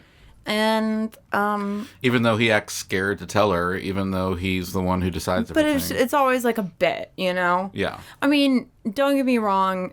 I think I stressed earlier, I really like Tevye. I do.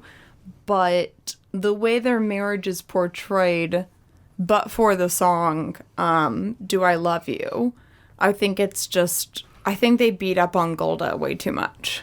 For sure. Yeah.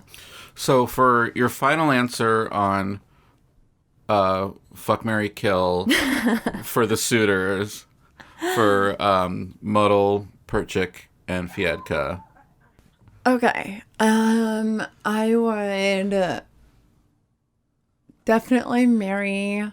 Hold on. Perchik's in jail. Okay. He's not always going to be in jail, but yeah. Oh, this is hard. I'm killing Fiedka. I Okay. mean, he cute, but get out of here. All he offers is books. I mean, Modal might be... all Fiedka offers is books. And Modal might be poor, but he does have a job. Yeah, and he's he's cute. And He's he's handsome dedicated. and he's loving. Yes. Yeah. See, I might be. I know my answer earlier was I think different. I'm going. Ooh, it depends on if Perchik gets out of jail or not. If Perchik gets out of jail, then I'm marrying him. But if he doesn't, then I'm marrying Modal. I feel like I feel like I would marry at this point. Damn I feel like Modal also wouldn't just sleep with, he wouldn't do it. He wouldn't sleep with me. Not unless we were married. That's not how the game works. I know, but I'm just saying. Like, if we're talking about these men, Modal wouldn't be down. Right. He's not DTF. Right. You know who is? Perchik. But he still wanted to get married. Yeah, I might get... For socioeconomic reasons. I have different reasonings for either situation, but like I said before, marry Perchik, fuck Fiedka. Ugh. Get rid of Modal. But I also... Why are you getting rid of Modal, though?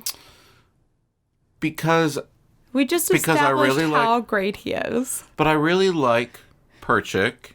Yeah, I do too. And I don't think that Modal would be good in bed. You don't know enough about Fiedka to assume he would be. True. But I can also see marrying Modal and fucking Perchik and getting rid of Fiedka. I could do that as well. I don't know why, but I feel so uncomfortable using the word fuck when I talk about these pious men. This is the end of a 2-hour episode. So if you've come this far, sorry that we're using this word. Yeah. But thank you for sticking with us. I think that's about all we have. Yeah, I think so too. I think we've gone past our time limit. We need to shut it down. Shut it down. Okay, we'll be back in 2 weeks. Yeah. And we're not going to say which one we're doing because we fall into traps doing that. Yeah, I think we know. We'll be back with something good. Yeah, you'll love it. All right. Bye. Thanks, y'all. Tradition. Tradition. Doom, doom, doom, doom, doom. Tradition.